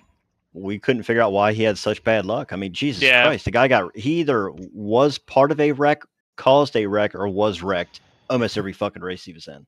And I hate that because like he was never really bad. Like sometimes he'd be a little aggressive, like he'd make a dive that was weird, that was like he could have done it 5 laps later and had better tires or something. But like he'd come out of the pits and make like a weird move, and I'd be like, probably not the best time to do that. Like everyone's all shuffled up, and he was never bad though. But like there'd be times where it'd be like, I don't know, like of course in the moment, like I'm like, what the fuck's this guy doing? Like, come on now, calm the fuck down. It's like lap 30, an 130 lap race, but Well, we talk about how like Line Power is super consistent. Presidential had the biggest turnover, I think, in a lot of their capacity because it started as okay, we've got our guys, we were super respectful. Then it was like, oh wait, we got a chance, and we flipped it over, had some more stuff. But obviously, Proudfoot, you came in with Presidential and really kind of put some of those top tier teams kind of like, hey, I'm up here racing around. Respect that, even though I'm in Presidential and I'm brand new here, I'm occupying space. Do not run me over. Proudfoot coming in. What did you feel? In your first couple races, and then as the last bracket of races played out through the playoffs, what did you kind of feel running through there? So it was so many different experiences and emotions for me. Josh gave me could vouch. Most people in ARCs know, and I did mention it earlier in the broadcast, I'm a 4-time black license recipient. I have 2 times in the dirt oval side and 2 times in the dirt road side. So I have plenty of experience on the dirt side. I can tell you how to build a setup. I can tell you how to drive anything on the dirt side. Asphalt, I can tell you that I throw my car on a trailer and drive to my dirt track. That's about it. The most experience I have running dirt cars on asphalt is accidentally loading linear wrong. So coming over to ARCs really was kind of like me going out of my comfort zone. I did a feeder series somewhat, Josh, what was the name of that series? Dallas Pataska raced in it, and we whooped their asses at Bristol Dirt. That fucking 100%, whatever the fuck it was called. Galaxy. Yeah, Galaxy Racing. He had me join over there because I had nothing to do on one day, and he's like, hey, come over, join it. And it was a relatively good, high-level group of guys, but they weren't the most organized. It was 100% cup races, so it was... You were 4 looking at hours 4 or of 5, a fucking 4 or 5 night hours. Yeah, 5 hours if we were having an ARCS Pocono kind of night. But it was brutal. But coming into ARCS and also joining in the later half of the season, not only was I having to check and balance myself of learning how the cup car works. Hell, a lot of people can vouch. And that was Gen definitely 6. know how the fuck pit stops work because dirt drivers don't do that. So I had to learn pit stop strategies and stuff like that. Anytime I was with, there were some nights I was with Beatron. There were some nights that I was over with Stepping Stone. Some nights I was by myself.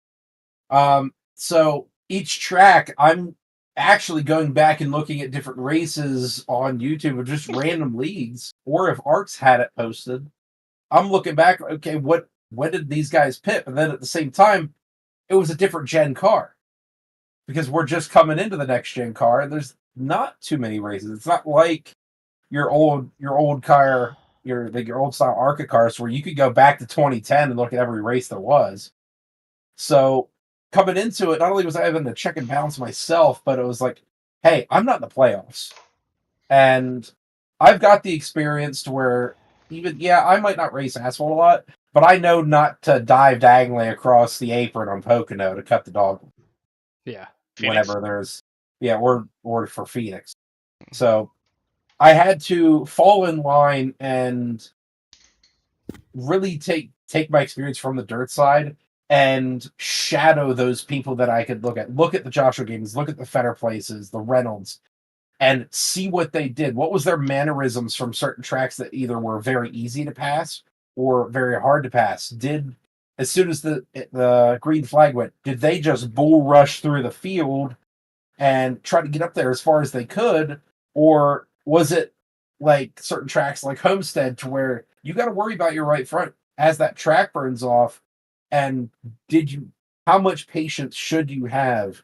Should you work up through the stages and just kind of go like, let's say you pull a Tommy Reynolds and qualify 6th, and God, you go from 4th qualifying. place into stage 1 to 2nd place in stage 2 and then see about getting the win?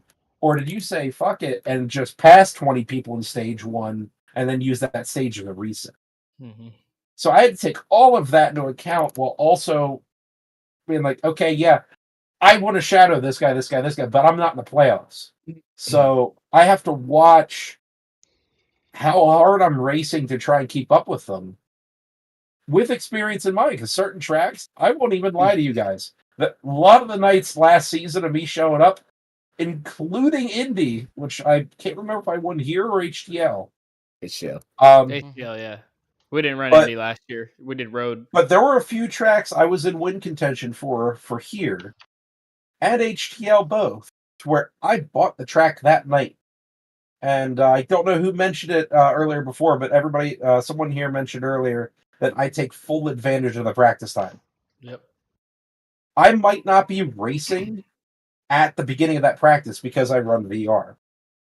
But I join the session right away, not in VR. And if you see me disconnect and reconnect, that's because I'm watching. Mm-hmm. I'm watching Fetter Place, Reynolds, Gaiman. I'm watching the drivers that are in the top 10. I'm watching those drivers, and even you guys that are looking to possibly get drafted here coming to the new season. If you're not sure on this particular track, let's say you're coming into a Watkins and you're in a player you're not familiar with. Take those top 10, 15 drivers that are in that draft list. Watch them. See what they do. Because even those small things, those road courses, look at, take 3-4 drivers, look at where they're stopping for those bus stops. Are they stopping at the 200 mark, the 150 mark? And that stuff, that's 5. You figure Watkins Glen is, I don't know, 2-3 minutes lap time or whatever. You run 5 laps, so that's 15 What are minutes. you smoking? About a buck Yeah, 10. about a buck 10 if you're not doing the boot. Yeah, there you go. So there's my asphalt track experience. I'm running double time here. But yeah, I mean, even you you picked take up that, you run 10 minutes worth. That's only, give or take, 7-8 laps. In the grand scheme of things, that's not a lot of hot lapping time. You figure these OST guys, they're pumping those laps off in a matter of 3 minutes. Where the bigger tracks that we have to learn, you could very easily take 2 hours of practice and not learn a damn thing. Well, I You mean, might get that's better what was at so something. cool was like, hell, you and I, we stayed up for a long fucking time. It seemed like 4 a.m. sometimes, bullshitting about the tracks or the cars or, Yes. Stuff like that. And, I'm always open to talk to anybody about, the cars, the tracks, how to, because fuck, I'm still learning too. I mean, I don't know a whole lot, but I know probably enough to get my, to end up in the top 10.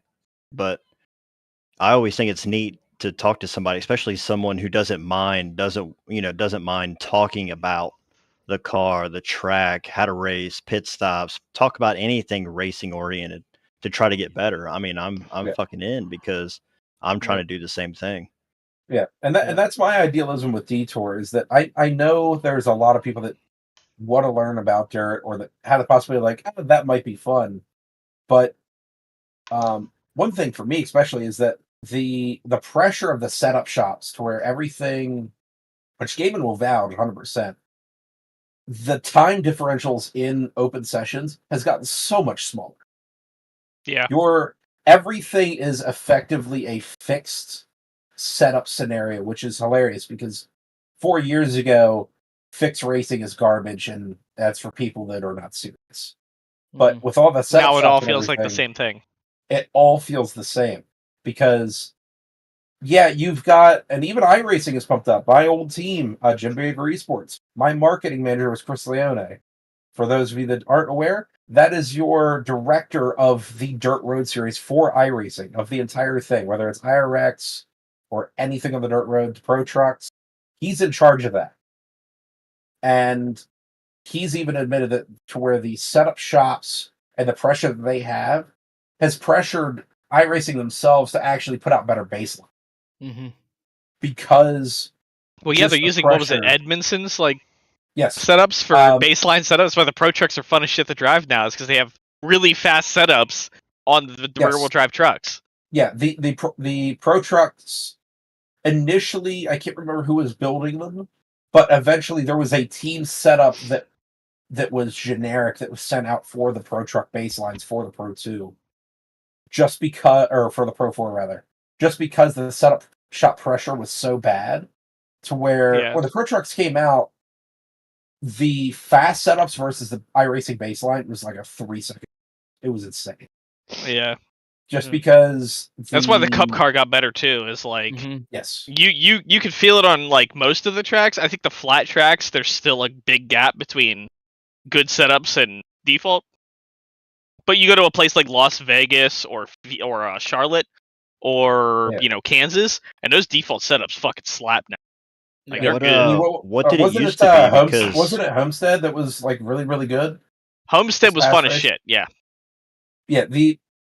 The difficulty with that is that, which it's even on the dirt side as well, is that your flatter tracks, there is no gradient, and that's what iRacing really bounces off of. I know I mentioned bowling earlier. It's almost like bowling in oil, to where if you've got a really high taper to where it's really really high oil over here, really really dry over here, you miss to the right, it's going to come back to the pocket. You miss to the left, it's going to sit in that oil and hold. Flat tracks are the same way. If you don't have that taper helps you at the end of the day, because if it's slick up high but it's grippy down low, okay, it might be slick up high, but you got that banking that's helping you go 20 mile an hour faster. Yeah. So those flat tracks, minus Milwaukee is a good example. Yeah, great example. So minus taking the rubber into account, there isn't really a time differential to be gained just by you going wired. So not only are you having to read the track differentials, but you're also having to take into account how the setup drives. Yeah. To where, okay, yeah, you might be a little bit loose on the fresh track, but as soon as that rubber starts to come in, you're starting to get tight. So now you're going to try to chase that and kind of go in between. And that's where those fixed setups, both in asphalt and dirt, really, really struggle. Because there is no gradient for you to start to lean into. And even more so with asphalt, that rubber can really, really affect how you drive. Dirt, the track's always going to wear. And obviously there's going to be a cushion at some point, or you're going to be down towards the bottom where you'll drive for the middle one. What was the normal spread between fixed and open? For the Cup car, it was something like, I think it was almost 1.2 seconds. I was gonna say something like 1.5 at some point. About a second to a second and a half, depending on the track, and then now it's under a second. I was getting ready to say I'm currently comparing times from guys that I race with compared to my open sets that I run now, and I'm only at best half a second faster. It's way they're way faster now because you've heard me bitch about it plenty of fucking times throughout the season. They needed to add rear camber to the car to basically let the independent suspension work because they're independently suspension now. They don't have that straight axle. You can't just go out there with zero camber and be fast. You got to let the car squat. You got to let it work and let the suspension do what it needs to do. And then they finally did that. And all of a sudden, everyone's like, I can fucking drive the car now. Yeah. Like, it's good. Well, and we mentioned this early in the A squared season was that, hey, give us time with these setups because iRacing is learning from NASCAR and NASCAR is learning from their real world experiences and reporting back. So give it that 6 months to let the setups, the real world setups come in and be like, oh, they're actually manipulating the rear end here. Even though in the old days we didn't manipulate the rear end, other than the track. You'd set your toe and drive it, right. Yeah, and on top of all of that too, is that while they are learning from one another, it's also a technological difference too. Mm-hmm. Josh might remember this because this is a long ass time ago for me. Back when I was on Carter Speed, I was on a team to where he had connections in the World of Outlaw scene. And people that might be listening might know, Earl Pearson Jr., I had the opportunity to go down at Hagerstown and actually join his pit crew for the night. I helped with tires and stuff like that, even learned a little bit of setup on how to set up a dirt late model. That chassis is Black Diamond chassis, is the one that Earl Pearson Jr. ran, which is what the Lucas Oil #1 World of Outlaw car is running, and I believe still runs to this day, unless they switched to Longhorn this year. I can't remember. Regardless, Black Diamond chassis is the exact chassis, and it's off of his car that was scanned to iRacing. I took their official setup book, and I got permission to write down their old information for Williams Grove because they don't go there anymore. And I took word for word what their setup was going into Williams Grove, put it into iRacing. Mind you, this is the same chassis that was scanned within iRacing parameters, and I could not drive a single fucking lap. It was impossible to drive. So not only is iRacing after learning the technological differences, but with the physics engine, the tire model, everything they have, Josh will also say the lovely shock model that we have. There's I don't want to talk about it. Yeah. Well, we are going from back and forth trying to learn from one another from the technological standpoint. We also have to take into account that it's simulation as well. Yep. So it's not perfect. No, it's not never perfect, gonna be. And It'll there's never checks be and perfect, balances. Yeah. And the second they get it perfect for this car, we'll be on a different car. Mm-hmm. Yeah, exactly. To where, I mean, a prime example, the dirt refresh. Every single car drove great, unless you were on a sprint car chassis. Under pace laps, they were awful. Trying to go off a pit start or right off of the track, you drift to the left for the first 20 mile an hour. the guy to your outside you tried to go before you, it's very possible in the lower splits you're getting doored. Yeah. And it was just because of a technological issue. Dirt Refresh came out. Every car is fine now. The sprint cars are fixed. Now the late models did it. Yep. It was an identified issue in another car, but just because the Dirt Refresh happened, now it's a late model thing. Yeah. I know for me, like the next gens running the open has taught me a lot about the car. I mean, now I understand. I understand if your car's too loose entering, what to adjust. I start to understand if you're too loose exiting, if you're too tight entering, if you don't rotate in the center, the way that you want. I've learned so much in these just a couple of weeks of officials in open. I mean, holy hell. It's not as intuitive as you think it would be. It's definitely way more than I learned in probably a full season of fixed. Yes. And with open, you have, and that's kind of like where I'm trying to drive Detour a little bit, is to where with fixed setups, you know the symptoms that you might be dealing with, and you just have to compensate for them. You go into Homestead and the set sucks.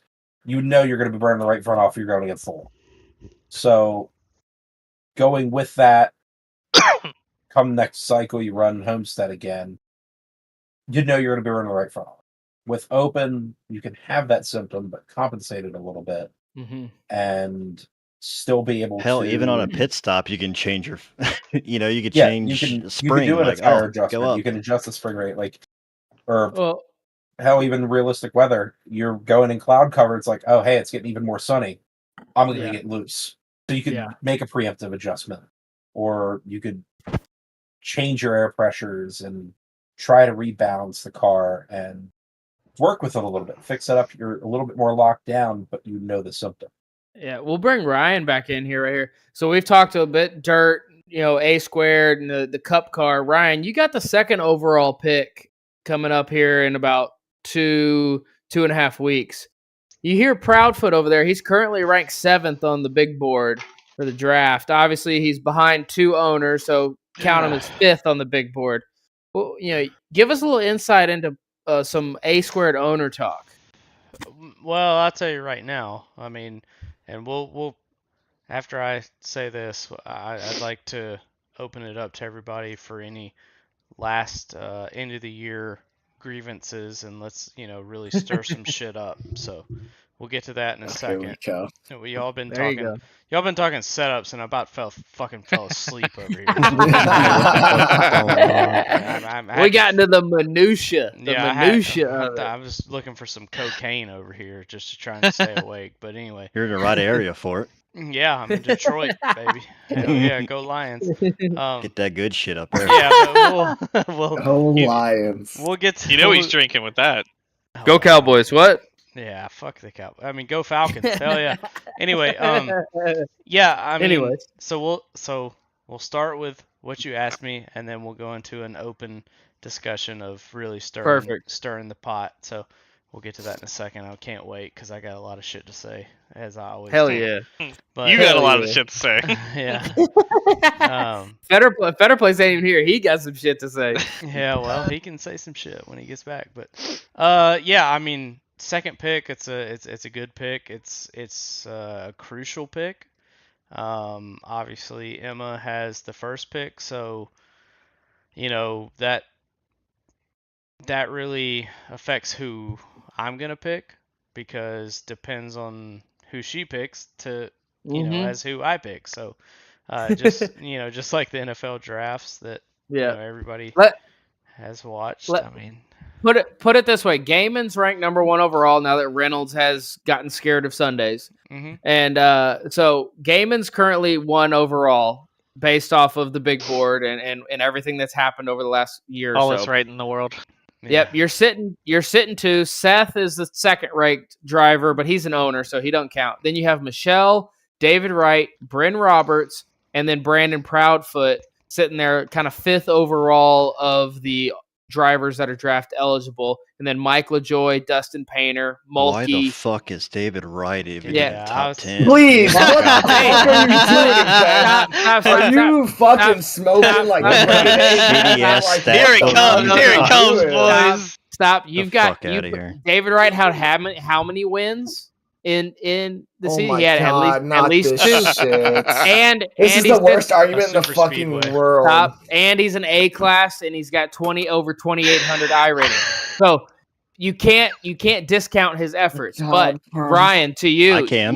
you have all I these. definitely can too. Well, Ryan, you have all these names sitting in front of you, and then you got Proudfoot sitting about 5th overall with 2,500 A class rating. What he did for you last season. Are you reaching back out to a former teammate?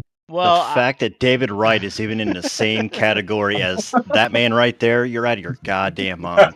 I can't argue well, stats. I can't look, argue the discounting stats. me. I'll tell you this much.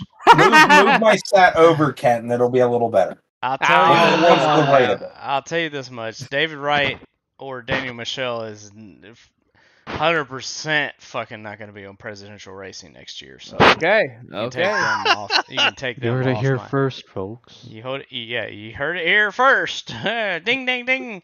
Yeah. No, I mean, I don't know how close Emma and Josh Gaiman are. I don't know if Emma has another motive to her team. Obviously, I haven't Look talked at to him. her. You know he's getting picked for the fucking first. I mean, yeah, and joke's on him. He's Wait. gonna be on Gear Cats all year. So I mean, yeah, whatever. But Hey, you never yeah, know. Team of the year right there. I mean, she could pick Alyssa Sharp. Pick one. I mean, Mhm. Oh Lord. They won't do that. I can confirm that right now. I totally. Well- we don't send memes occasionally. Yeah. But As yeah, big as I the mean- rookie class is, come on. I mean, yeah. I mean, obviously, Joshua Gaiman is very, very talented. I'm good. Just say it. He's very good. He's got a lot of Just experience. a point of caution every now and then, for Christ's sake. way more experience than I have, and I've told all the owners and some of the members this year that presidential racing is not. We're not pulling the strategy that we did last year, where it was like, oh, we're gonna be the nice team. No, I hope we fuck races up every fucking week. That's what I'm fucking aiming for. So, Oh yeah. I mean, yeah, if Gaiman's on the board on pick 2, shame to Emma, because that might Look out, presidential. that might be who I pick. But Yep. I think Gaiman and Emma have a history, so I think he's probably going to be off the board. Proudfoot, it has been a huge help to my team in the few races that he ran last year. So I respect him as a driver and being able to help our entire team. So yeah, I'm not gonna give away my pick, obviously, because that's just stupid. That's like the Falcons every year. They Boo. shit ass players. But Well, no, I've done that a little bit to toot my own He said horn a the little word. bit. Better Place can vouch. It doesn't matter because I'm the same way as him in that sense. You come to me with a question, even asphalt related, I'm going to try to give you an answer. I know one night me and him sat and looked at telemetry for like an hour and a half, just because he knew I was a newcomer and my first race. I was with you all that night. We were all trying to get better. Yeah, dude, we were there forever. Yeah, you were just like a little bit ago trying to keep contract. Yeah. I was perplexed on the race the one night, and Frederick Place also was looking for answers. I was like, well, I know how to dwell in telemetry. I know how to read MoTac, and I have that in work. And we sat there for an hour and a half, even though he wasn't my teammate. And we went over telemetry. I had him send over his file. I looked at his driving mannerisms versus mine. And on that particular, I told him what I did different to be able to race ahead of him. And look, I'll be 100% honest right now up front. If Donald Ray registers and he's in that draft class, you best damn believe I'm going to be thinking about drafting Donald Ray. Yeah, there are pick some 2. names. There are some names Really? missing.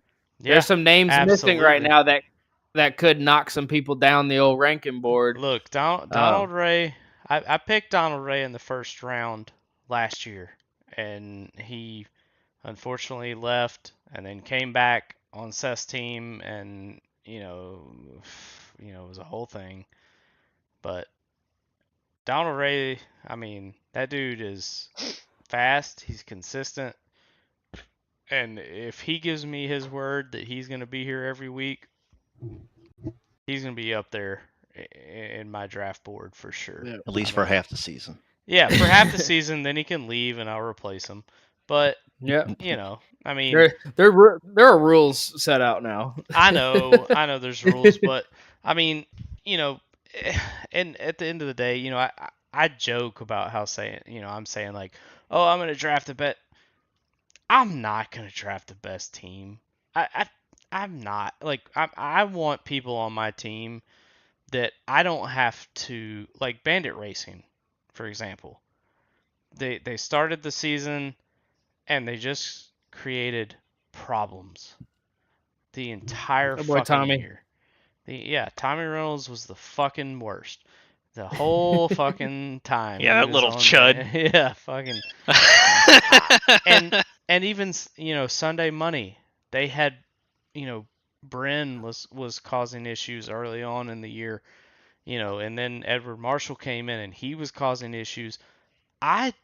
If I'm gonna draft a driver, and they're gonna cause issues, that reflects on me on how I drafted my team, and so that to me has a lot to do with how I draft my team. And I know, like I said, I joke, I'm not drafting like I did last year. I'm gonna draft the same way I did last year. Let's be honest. I mean, that's just who I am. I'm gonna draft people that I know that will show up, be consistent, but also not be fucking assholes that the entire fucking series or the entire league hates their guts and is race, because that's not gonna do me any good, because they're being raced like assholes by everyone on the track. They're not gonna finish well because they're gonna get wrecked by everyone around them. So I have a lot of options, obviously being second pick, but then I hope Donald Ray, I hope he's listening. I hope he watches this. Please register. I might take you in the first round if you register, because that old man, he's got some speed and he knows what he's doing. But He keeps it clean. if he's not available, then hey, we'll see what happens. But You got some choices. let's open this thing up. We're getting a little long here. Let's open this thing up. Let's get controversial here to end this here podcast of Go the ahead, get 2023 unfiltered. season. Oh, Yeah, boy. we're gonna get unfiltered. Fun part. If Alyssa gets drafted before me, I'm quitting. Here we go. You assume you're gonna get drafted. Pop-Tarts. Right, What we no got? shit. Hard speaks.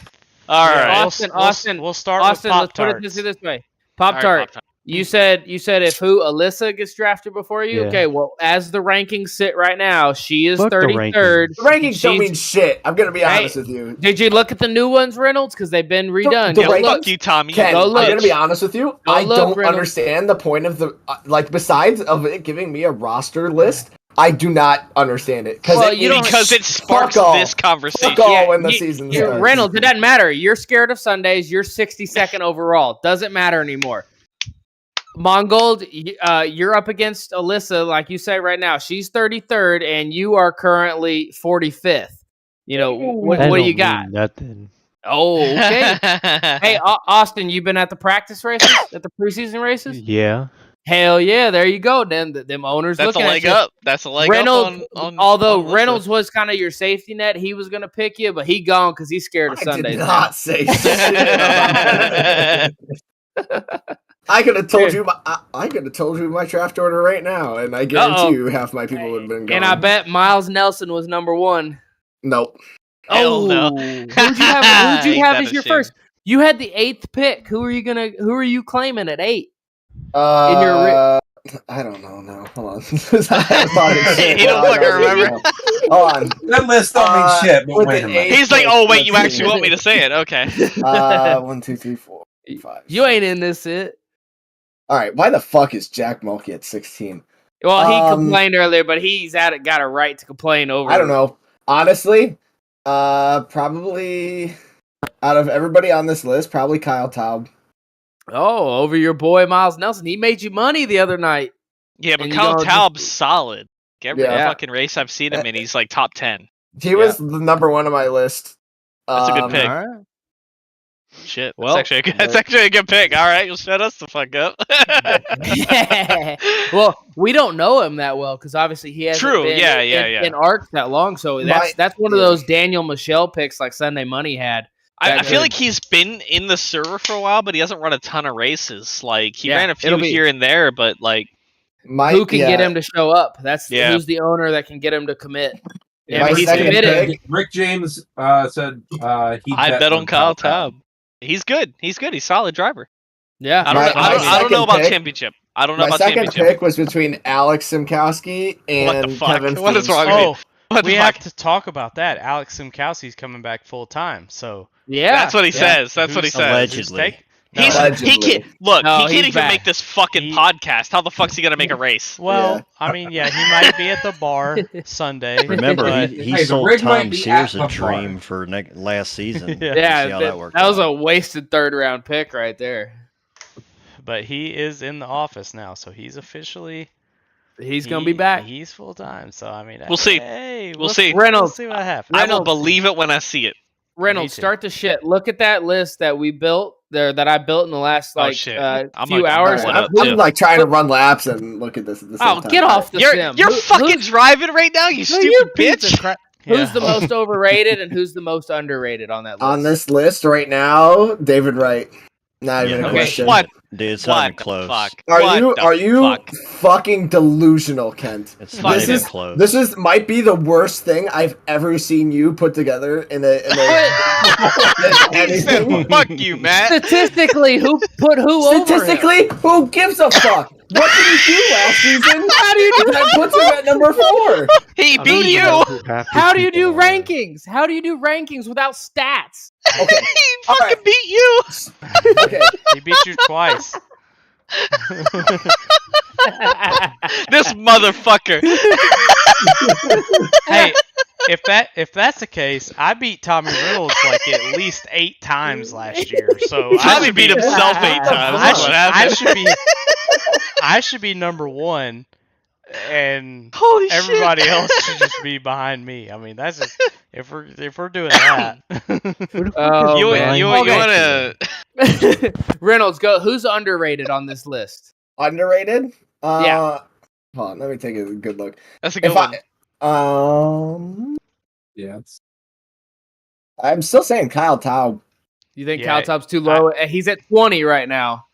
Yeah, I think he deserves definitely higher than fucking. At least 15th.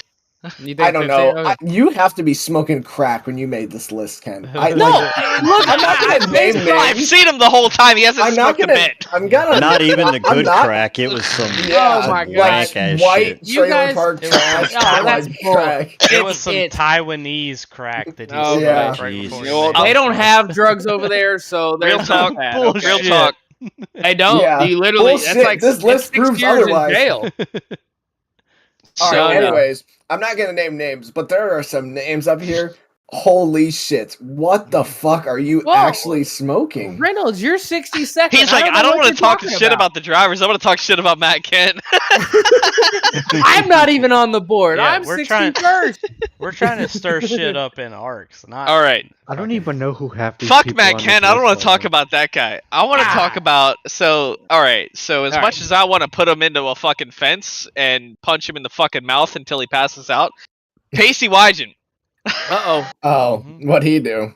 Nothing. I don't know. He's got a punchable fucking He personality. keeps winning this. He keeps winning. I mean, I've written his that name little on motherfucker. X like 3 He's times. drawn first 2 weeks in a row at Detour. he's That little pulled motherfucker. He's pulled the pole back-to-back weeks and Detour and won from. So, He just won He's HCL fucking- trucks on Tuesday too. Did Motherfucker. he register for? He A won this Square? week because Yeah, because he's I in. fucked myself over. That's why. That like, Yeah, you did. You decided to where go do you rock have- climbing at Volusia. where do you have him ranked?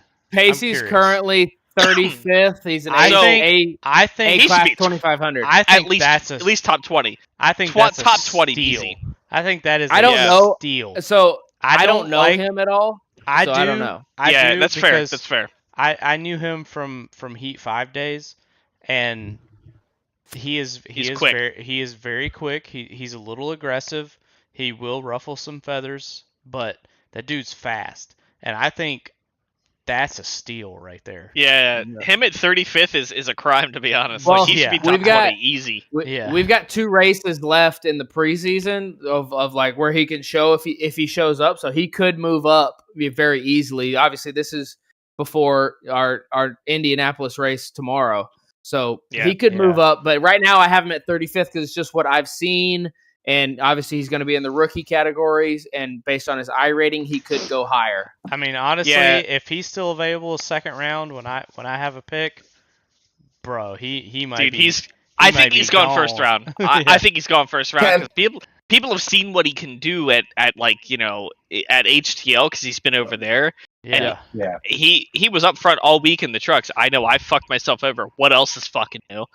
Um, like as much as fucking Carmen wants to say like he's his own worst enemy, I fucking know you don't have to say it every week. Please stop.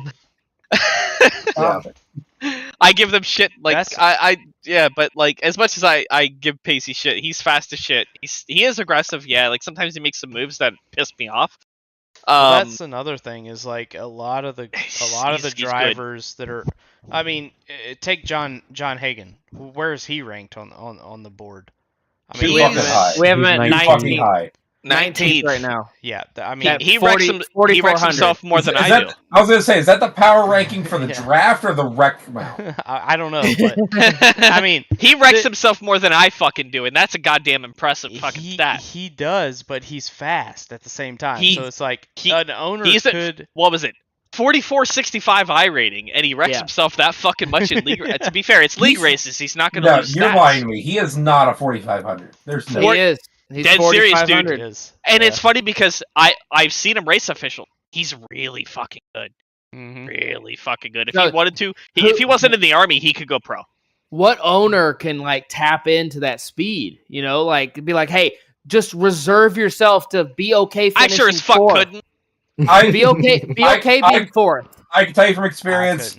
couldn't. Me and Josh are both driver mentors over in SSM. He wouldn't listen to either of us. Okay. No, he's got to have that right person. I feel like to listen to or to work with. You know, Shit, Yeah. I I'll wasn't fuck- that It's person, called obviously. it's called a drill sergeant. Yeah, I'll that's why you fucking left put us his ass then. in place. Y'all heard me before. Dude, hey, I'll when beat they're- your that ass if you don't No. win this I'll race. fucking tell that So, motherfucker Ryan- what's up. Ryan's the only owner in here, and there is cash on the line when it comes to that team championship. So if Ryan's like, look, I need speed, and you got speed, don't wreck my freaking car. Yeah. Like Speed, there's you some know, there's some by now. cashola on the line for Yeah, everyone. I feel like if he could get on a team with discipline. If he could focus Then- on top fives instead of wins, I Yes. realized at mean, what's, HTL and ABN, he was so like, I haven't had a fucking win in so long. I need that win, and that's why he was so aggressive. I feel like, Yeah. especially at HTL, once he gets that win, he's gonna calm down a little bit. At ABN, he did the same thing. He got that win off. He got that monkey off his back, and he chilled the fuck out. He won a championship because of it, you know. Yeah. But if he can't get a fucking win, the dude's a fucking menace. All right, Like- Reynolds, throw someone else under the bus. Let's go. I need Sure. this list of names for fucking A squared. That list is so bad. It's pissing me off. What? How else was I supposed to do it? What do you want me to use? Stats, I rating, safety don't rating. even What think- else do you want me to know? I need the roster list. Like This now. is the roster list. So- I'm 60 going grand. for I it think then. any of these Rebuild people it. have You, run I'm you gonna ranked create- a guy. I'm gonna create one by the end of the podcast. I'm going for it right now. I think Hey, You one- ranked I think a guy who showed up for 4 fucking races last season higher than someone who was at every single race. Up until they stopped racing? Are you Are you talking about? Are you talking about somebody being higher than Matt Leiter? Yeah, like Like, wait a second, hold on. Who the you've fuck got is? Alex. You've got Alex ranked 24th, and Kevin Feemster 28th. Who Yeah. showed up You've to got- every okay. fucking race. Yeah. Well- Feemster missed one race all year. Well, wait a minute. Feemster Cody was Riggs, like 12th. 43rd. Or some Feemster was people- 12th before this iRating thing came in, and when we look at Feemster's iRating at 718, you can't Yeah. not drop him So- down a little bit. I have a sober question. That's I have the a only thing sober too. question. I'm not Ken sober, didn't but I have a mention sober question. that Is a some lot of people this lower on this list because they can't race full time? Well, the part-time drivers are all out of it. They're in purple. So Okay, I they get didn't- that, but yeah. okay, so No, everyone else in green has I said get full-time. nobody. I don't want to say nobody because that sounds really mean. That sounds a little too mean. I'm, you know, You're but a subtle mean. That's fine. I'm subtle mean Unfiltered. until I tell you to go eat a fucking cock. Unfiltered. Ooh, But yummy. Matt Leiter, as much as a lot of people don't get along with him, I get it. Whatever. Yeah. He's at 50, which, to be fair, I Yeah, get I it. don't- The first half of the season, he really didn't do too good, but then I he don't really agree fucking with that. stepped it up. Honestly, He really fucking stepped it up in the Yeah, that last half of his run. He did some good races. He I'll beat say me this. at fucking a couple of races, which I'll pissed say me the this. fuck off. I'll say It's this the right show-up here. factor. I'll say this right here.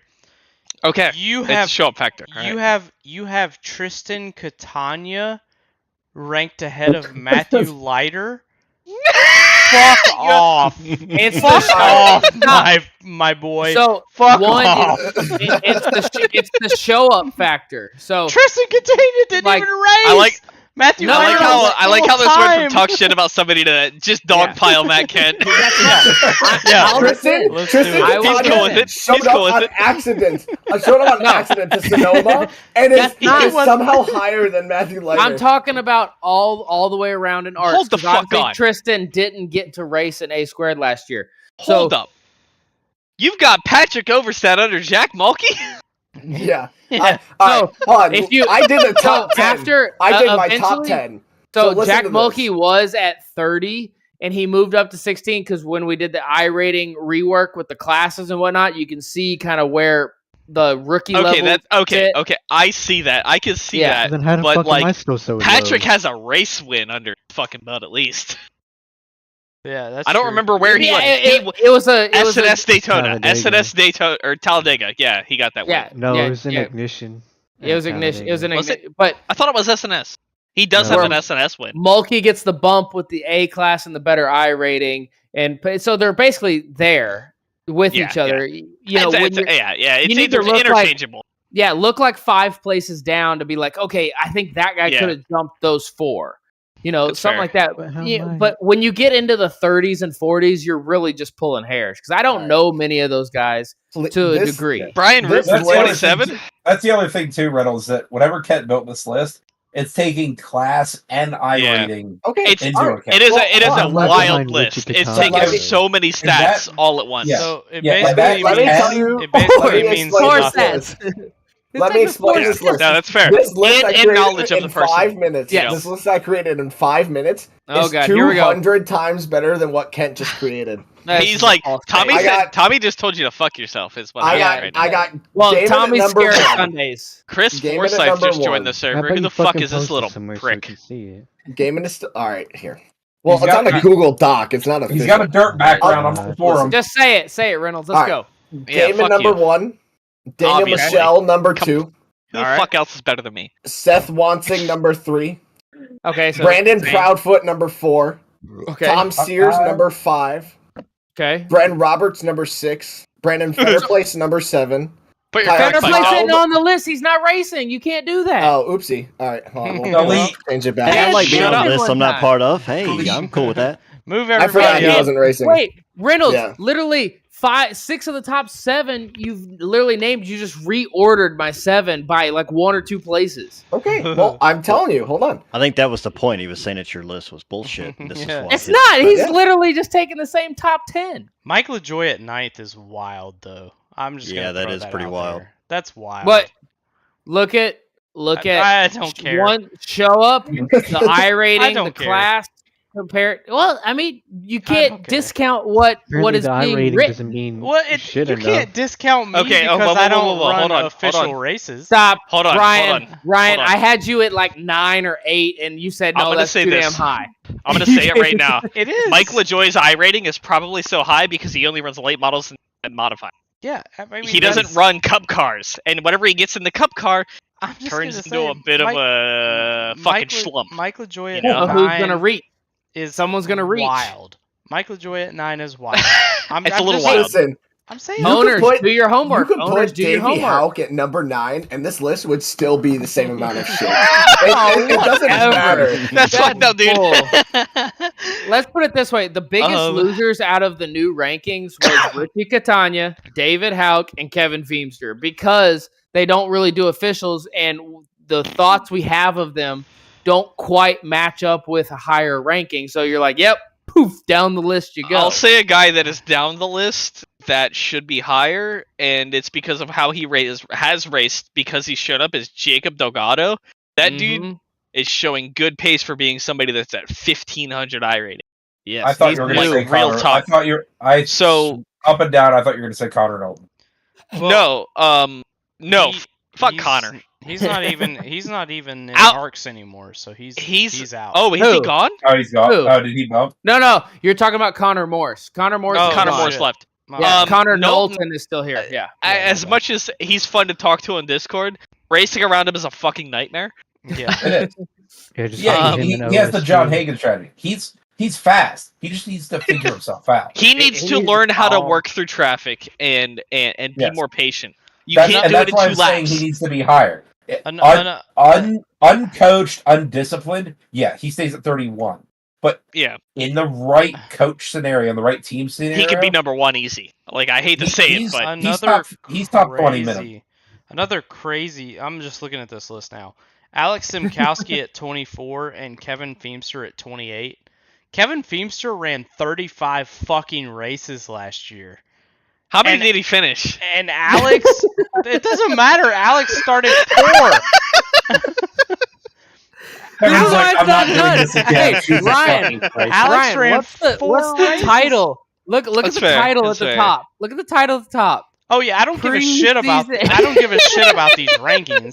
I'm gonna draft whoever the fuck I want to. No, but this ranking what- system is shit. Hey, it's I fair. agree with- It's fair. It's For fair. the first time in my life, I agree with Johnny Reynolds, and that hasn't happened a whole lot. Wait, in my you're life. gonna Really tell put me the fantasy and fantasy what- rankings. You're gonna tell me what you know about Alex Simkowski. Take away the fact that he couldn't race in 2023 because of work.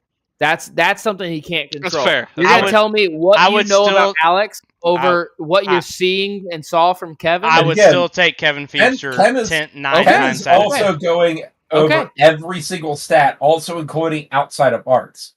Like, yeah, he could look at me as a dirt overdrive, but like, oh wow, he's 5,500. Let's put him in the World About Lost Sprint Car series.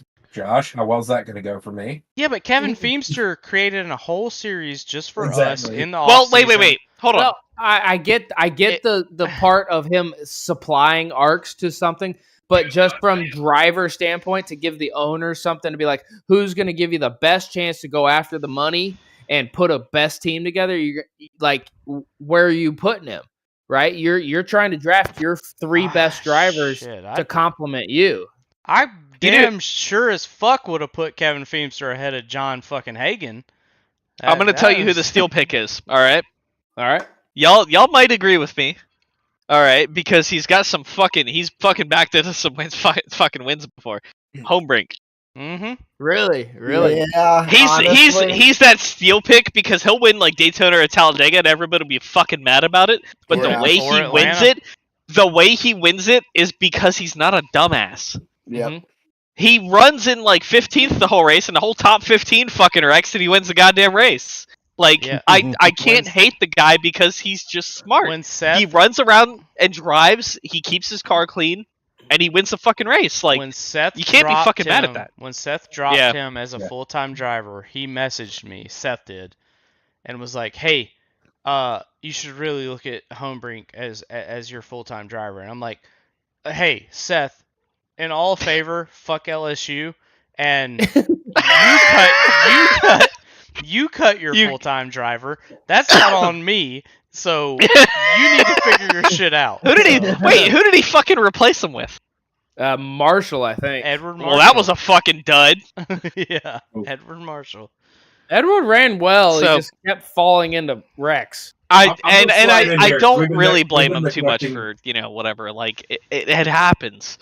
Honestly, fuck, man. A few of those Wait, wrecks what were was- quite what I'm was intense. he gonna, in? I'm gonna slide 'Cause- in here. We've been neglecting chat a little bit. Rick James, he said, those who know NNR days Oh, right. know Talbot solid.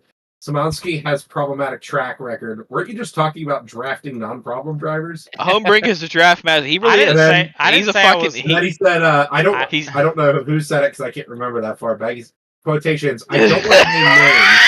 The dude who named 6 people for him. He And then fucking he talking said, shit. Rick James, the king of talking shit up here there in the chat.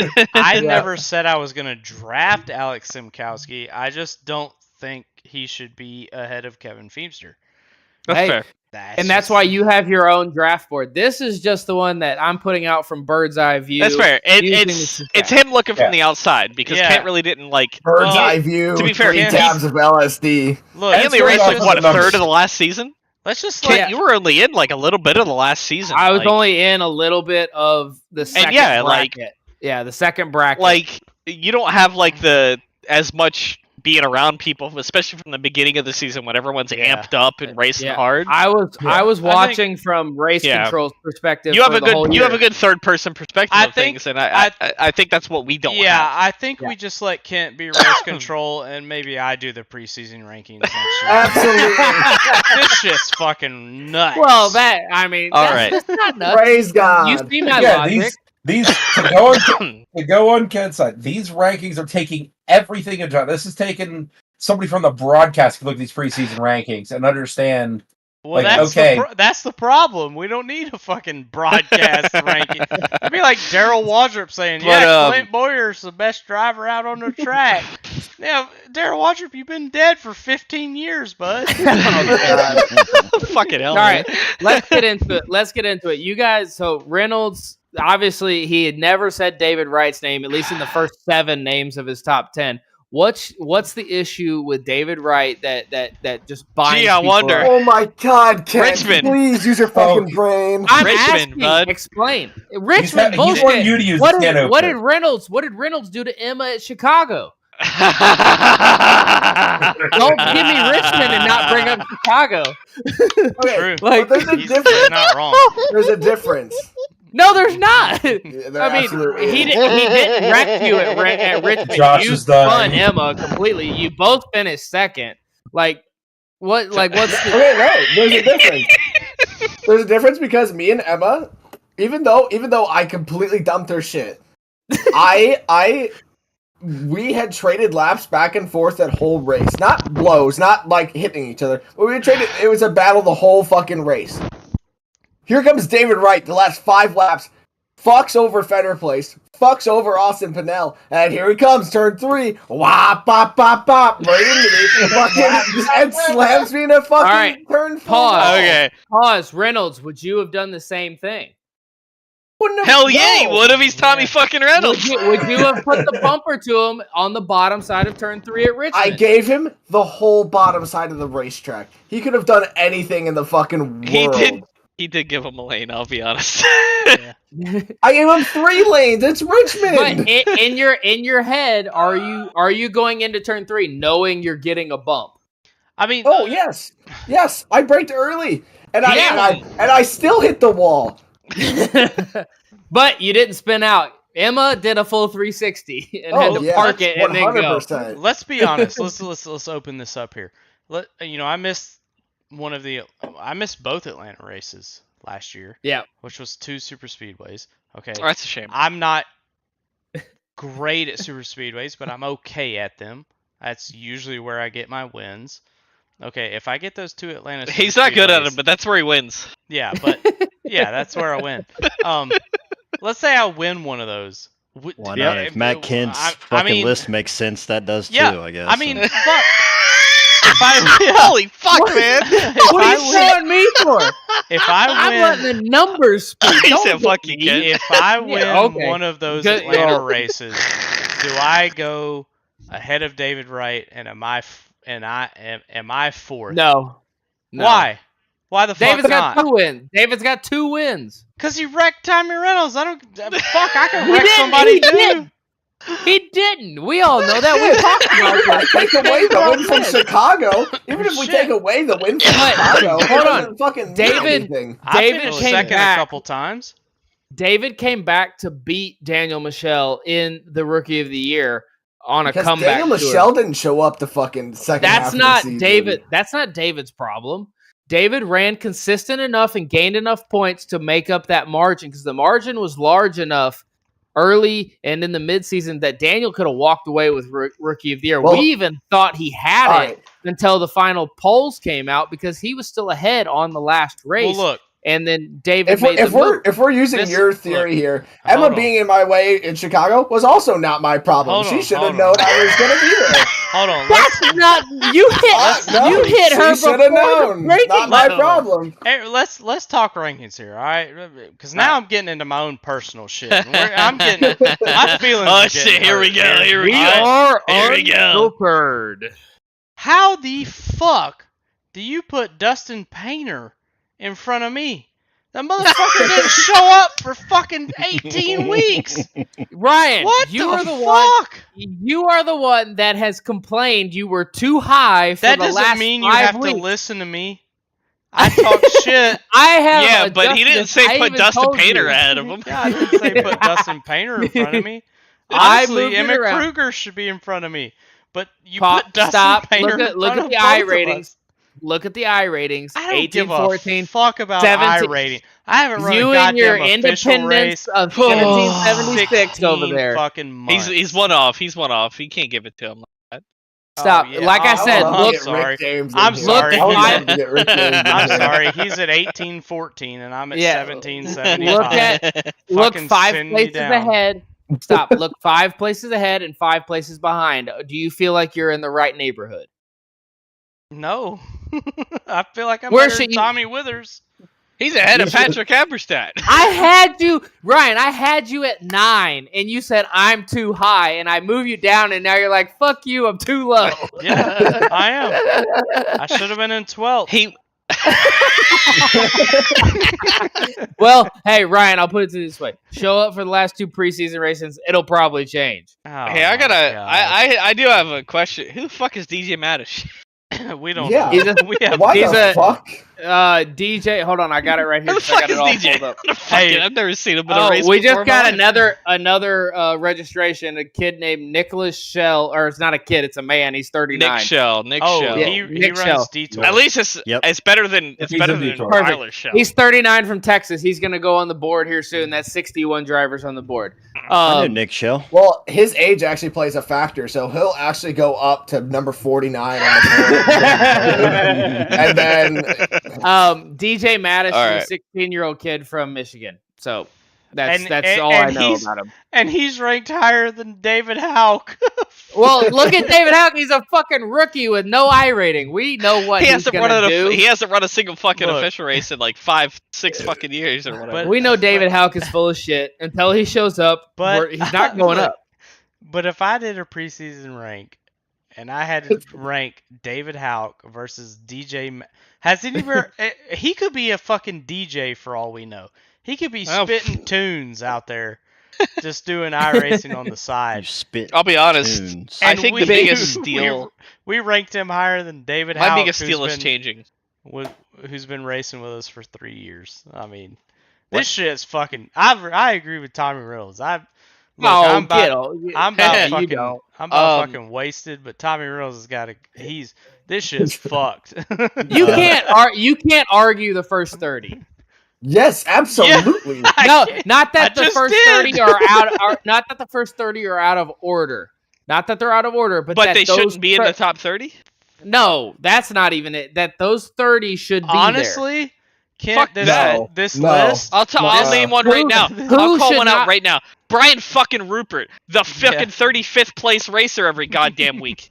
Who is Jacob Delgado? Why is he 26th? there. Reynolds, show up to a Reynolds. race one time. Reynolds, He's the one of the whoa, fastest whoa, guys hold out on. there. Yeah, in the preseason, he's finished top 5 every single time. He's really good. He's a solid driver. He's a good Whoa, cook. Reynolds, watch out! My 24-hour so team's gonna win Rupert, something though. with that guy. Be Okay, careful so- now. So Rupert's 2 seconds off every fucking week. He can't run more than 10 laps without burning his fucking tires off. I agree.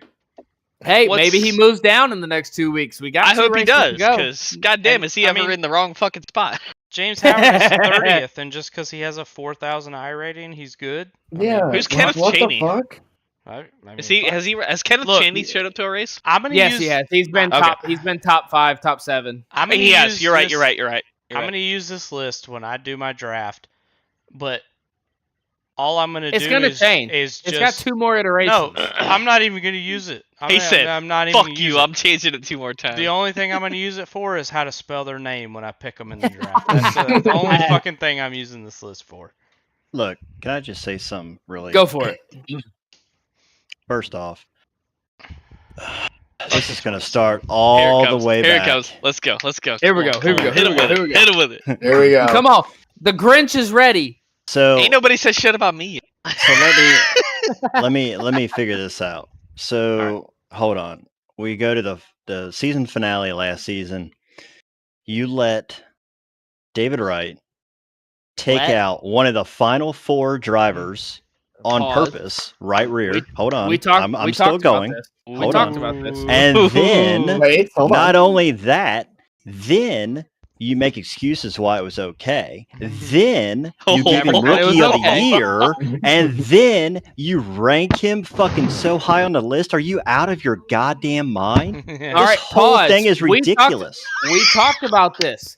All right, we talked about this. To go to the incident, okay, we could not determine whether it was intentional or not because Netcode started it. Netcode started the whole incident. Fuck out of here. Hey. All right, so if that didn't tickle your fancy, we did not have access to a rule book that would have penalized that, and it wouldn't have helped you in the first place because you're still wrecked. I still see how the excuses worked for race control during last season. They still work for this. They don't work for this season. If that would have happened, he would have been penalized. Unfortunately, I can't give you your car or position back. Don't want it. Look, I completely understand that, and that's where the race control versus driver meets head to head and can't come to the. In the drivers' meeting, they were like, "Hey, leave the final 4 alone, and if you do it, there are going to be repercussions." Oh, wait, you wrecked Brandon? Here's Rookie of the Year. Get the fuck out of here. We had no precedent to give out. Can you raise any the speed penalty. limit for me in the pits? Yeah, just for good shit. You just need to follow directions, Game. Literally, this whole season, just follow directions, and you'll probably win the whole thing. I don't wanna. I just looked at the list again, and I may have already said this, but Mike LaJoy 9th. What the fuck? We did say it. I reworked it after you saying you were too high, and he was below you. I showed up to 99% of the races, Michael. And he got picked up. He got picked up in the middle. He came from the ignition. What do you want me to do? But what did he do? I'm not listening to you no more, Ryan. I'm not going to listen to you anymore. Well, that argument, Ryan, I should be below you. Yeah, I also got picked from ignition. Proudfoot 7th. I mean, for why fuck's sake. don't you just put Proudfoot at fucking 50th? I mean, why not? The motherfucker won one race. Like I said, you can put Davey Howell at number 9. Let's put it this way. Good. I was doing this before the stream, and Proudfoot was like, "Hey, take like 1,500 off my I rating because I had that's before the whole dirt oval thing came to iRacing." I was like, "You old fuck, you've been around so long that the I rating didn't have a dirt oval setting." I guarantee you, in the first round or second round, that Mike LaJoy and Dustin Painter. And I love Dustin Painter. He's an OG. He's one of my friends. And if he hears this, I hope he doesn't take this to offense. But them two fuckers are not going in the first and second round. Hey, every NFL draft, some projected first rounder falls his ass to the second or third round. Based off your fucking list, Mike LaJoy. I mean, I'm going first, so what's going undrafted? Matter? Yeah, I mean, Emma's gonna get Josh, so I'm gonna get the next best pick, which I guess like I said, Daniel by January 7th, according to your list that you have here. On January 7th, this will be finalized, and you can rip it to shreds all you want, but you're drafting the drivers. Fuck Who's got the third? Doing it. Who's got the third pick? Third pick is Beatron. Hey, well, Jeremy, if you were here, this is hard. I know he's not going to do this, but Jeremy, David Wright is your pick according to Matthew Kent's list. So you have fun with that, Jeremy. Hey, Jesus. Mel fuck. Kiper is never right. We all know this. Neither But are his you. big board, but his big board is Definitely never always fucking used. right. His big board is always used. So don't blame the big board. Blame your ability to scout. I ain't using your big board. Your big Hey. board deserves to be on Sesame Street. That's a false statement. Because if one of you motherfuckers tell me that Pop-Tart man down there, Austin Mongold, deserves to be in the top 30 because he showed up. He Hell, does. I'd rather draft Austin Mongold than fucking You can't find a name. no. You can't find a name. You can't Then find Mike What? LaJoy. Or Matt Preston Kent's Painter. becoming like the Or- Dave Meltzer of fucking arcs right now, and I Jack fucking love it. Mulkey? Jack Mulkey at 16? The motherfucker He's like, went the that's wrong... a 5-star match, and everyone else is like, what the fuck are you Jack talking about? Mulkey went the wrong fucking way on a racetrack, and you have him ranked at 16. What the fuck? He used the oval because he knew he was getting kicked Terrible. out. That'd be like a defensive welcome end recovering welcome to a this- fumble and then handing it back to the running back and letting him get 10 yards. Well, Oh yeah, welcome he's good. This is the final ranking. Mulkey's gonna see this and be He's like, hell all yeah, pro. fuck Simkowski, and then next week his ass gonna be back in 31st. Oh my You God, know what this you should whole do? fucking thing. What you gotta do is say fuck it, enter all these names into a fucking randomizer list and just release Right, it next yeah. week. Just Yeah, I'm fuck pretty with sure people. he already fucking did that. Yeah. There's no I'm pretty way. sure a with- randomizer would have made it look better. I mean, goddamn.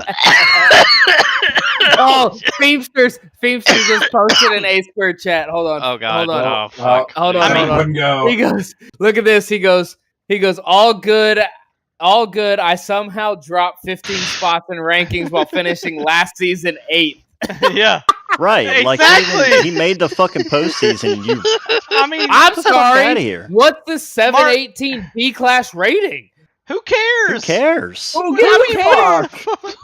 I mean, Why did At what- you guys asked for all this crap? And No. I give it to you, and I get shit. Nobody. No. Not a No one fucking asked soul. for this. At Not what You point, said- who gives a you- shit about officials in this league? Got the original list, I'm getting torched because the original list, Ryan's too high, Mulkey's too low. What is this guy? Nelson's over in the 40s. What is this? I do this Look. extra work.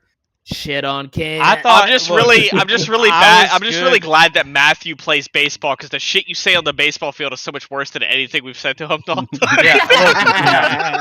All I said was 9th was a little too high for me. I was good at 12th. 14th? That's fucking bullshit, bro.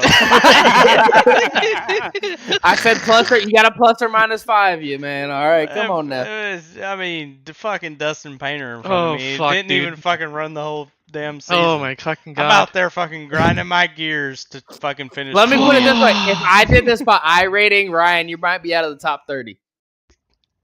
But that's stupid. I don't fucking run officials. That's what I'm saying. Holy fuck. I took 4 or 5 different variables in and plugged it in, and you're like, fuck it. Well, I rating You should. might Right. put in fucking age. It might make You're it right. look I'm fucking number better. 7. I run half the season. I got half your score. Suck it, bitch. Mhm. What the fuck? Hey, I mean, yeah, like, he's fucking. He, we- you know, he ran I- 2 good races, and he's fucking 7th. oh, Jesus you Christ. guys know that. You know that's bullshit because Proudfoot earned, when I asked him that question earlier, he earned a ton of respect from the leaders, knowing that, oh shit, this guy's gonna be up here for a few of these laps. We might want to pay attention or like let Yeah, him do he was his so own fast. thing. I had to dump Yeah. him at the Roval. That's why That's why I put him on my team. But I Yeah. mean, I'm So- joking. I love it. the only reason I didn't make the playoffs is because I scheduled a fucking race on the same night that fucking I was going to Well, a Georgia football game. Well, that's a And skill issue. That's Matthew Kent's fault. What, talking about- I didn't make this schedule. I didn't make 23 schedule. That's all you, big dog. I Look, came in I came in after that. I scheduled that race for Saturday. All right, Feemster Yeah, just he came came in. in after that and scheduled it for an entire fucking year. Yeah. Well, let's go off stop. already The for a original guy A who has square. raced two Original A fucking square officials said. in the last year and a half. Sorry, just got home and I'm drunk and the ratings are absolutely laughable. Wait, who said that? That's Feemster. That's Feemster. I love it. I love it. Let's stir it up. He's gonna go back up once we get through these next two preseason. Come on, take it easy. But I did the 36 race schedule. That's what A squared had been doing. Like we've been running the full length, and then we got a little pushback, and we made an adjustment. Now we're at 25, and everyone's like, "All right, I think I can. That's doable." And there's there's some money on the line. Okay, gimme. We might as well just have fucking races where whoever can suck their dick first can, fucking win well, the race. I'm gonna. Damon wins. He's the shortest. I'm so tired of fucking. What the fuck? With fucking. Not to. Oh, Ryan, y'all can't do that. Oh well, yeah, not, I'm gonna win a championship, baby. Ryan, we're worldwide now. Be careful because there are names on this list that could possibly do it. Well, I can't say I'm that. just gonna go YouTube. download the Crew Chiefs app so I don't have to worry about fuel anymore. Yeah. Yep. So rankings aren't complete. They say preseason for a reason. We got 2 more weeks. Say trash. Okay, Reynolds, you're 62nd. Shut up. You've already pulled out of an owner spot and a racing spot. Get out of here. Smell you later. Let Gaiman walk into the championship circle. Why don't you? Hey, good lord. I'm better, so it's fine. Hold on. Can we talk Okay, I'll come back just to wreck your ass. Wait. Calm down, David. Wait. Can we talk about? Ooh, yeah, buddy. Let's get this shit. Let's. Can we get these part-time rankings correct? Because you guys. They're not ranked. They're not ranked. Oh, they're not They're ranked. at the bottom because they're part-time. According to this list, they are. They're not ranked. Stop. They're Terry just filling Freer, slots. 54. They're a different color, jackass. You got Toby. You all know that's not. He said, "Fuck you." They're ranked. You got Toby Estes at 60th. Toby's Estes? I'm gonna text him right now and say, "Hey, you're don't ranked, even. Yeah, you're ranked You lower know than Terry every one of them You're ranked purple lower than Terry motherfuckers that Freer. can't commit. You're ranked below David Houck and Terry Freer, Toby. I need you to come talk to Kent. Toby Testes. Hey, I'm sorry for making it easier for the owners to look at their draft board and possibly make some. All of the owners have been inference. here since last season. That's fine. But put part-timers in their right place. Toby Estes should be 54th. No. Terry Freer should be 60th. By God. for a reason. He should be 61st. He shouldn't even be on this fucking 2 columns list. Donald Ray should take his spot. The only 2 people that are off the board that are below 60 are myself and Reynolds because Reynolds registered and said, "Nah, yeah, he's out. I don't like Sundays." And you I'm scared of those. Yeah, and you play baseball. You might be I don't. I might be somewhere. Yeah, Who knows? So who knows? You might be in He'll be playing fucking AAA ball in Zimbabwe or some shit. Yeah, he might be in Alaska. and you know what? No matter what, I'm throwing the fucking rule book at every one of you, except for Reynolds. He's scared at some. Except for me. Yeah, I get it. No, Gaiman, you'll wreck yourself and get your own incident points. He's not wrong. He's really fucking not. That's the problem. Anytime Gaiman wrecks, and he's like, I just got fucking destroyed. Stop. And then 30 seconds later, Gaiman's out. Gaiman, didn't you have 3rd place locked up at Chicago? Chicago. He was leading, and I think he wrecked. And you bend it on a 90-degree turn. I'm pretty sure. Yeah. So I was leading Chicago. I had about a 3-second lead, and I went into turn 1, and the car hit that bump fucking weird, and it was just like all the way to the fucking wall. Yeah. Yep. And folks, that's why Gaiman's number 1 on the overall board because Tommy Reynolds left. Yeah. Pretty much. Wow. Yeah, it was a weird season for me because it's funny because I probably could have won if I didn't fuck myself in Phoenix, but just slow down, dude. Just slow down. The past 6 months for you, Josh, has been awful. To throw again our 3-letter series in here. Josh is leading the DNF chart for HTL at 16 starts and 10 DNFs. And I still missed the playoffs by fucking 2 spots. That's how fast I am. It's just how shit I am at the same time. Yeah, Ring, ring, Emma on the phone. Gearcast, number 1 overall. Well, see, here's the thing: is A squared I do fucking awesome. You do. Until Chicago. HTL I can't do fucking nothing at all. Case of the I gotta win Mondays. after Chicago. So fuck you. All right, we're wrapping this shit up. Wrapping it up. It's not 2024 yet. Shit. What do you want to do? Go fucking 48 hours straight on a podcast? Yeah, fuck shit. that shit. You never know. Reynolds has something stupid to say. No, I was gonna say if I could make it, I would make it for A squared. No doubt. I did love the series last year, so yeah, We got shit to. We it got sucks, things going. but yeah. Hey, Reynolds said, "I don't want to get paid out like $200, $300." He's like, Sundays are for the birds. And according to Tom Steers, the birds are fake. Birds are So, fake. Birds All are right, fake, I gotta not end this real. shit because I don't have 2 screens, so now we're on Discord. So. Fuck y'all. Thank y'all for coming out. Appreciate all y'all for tuning in, and we'll do another one. I don't know. Fuck. We may never do another one. Before the draft, A squared. Here we go. Yeet yeet. All right. See y'all.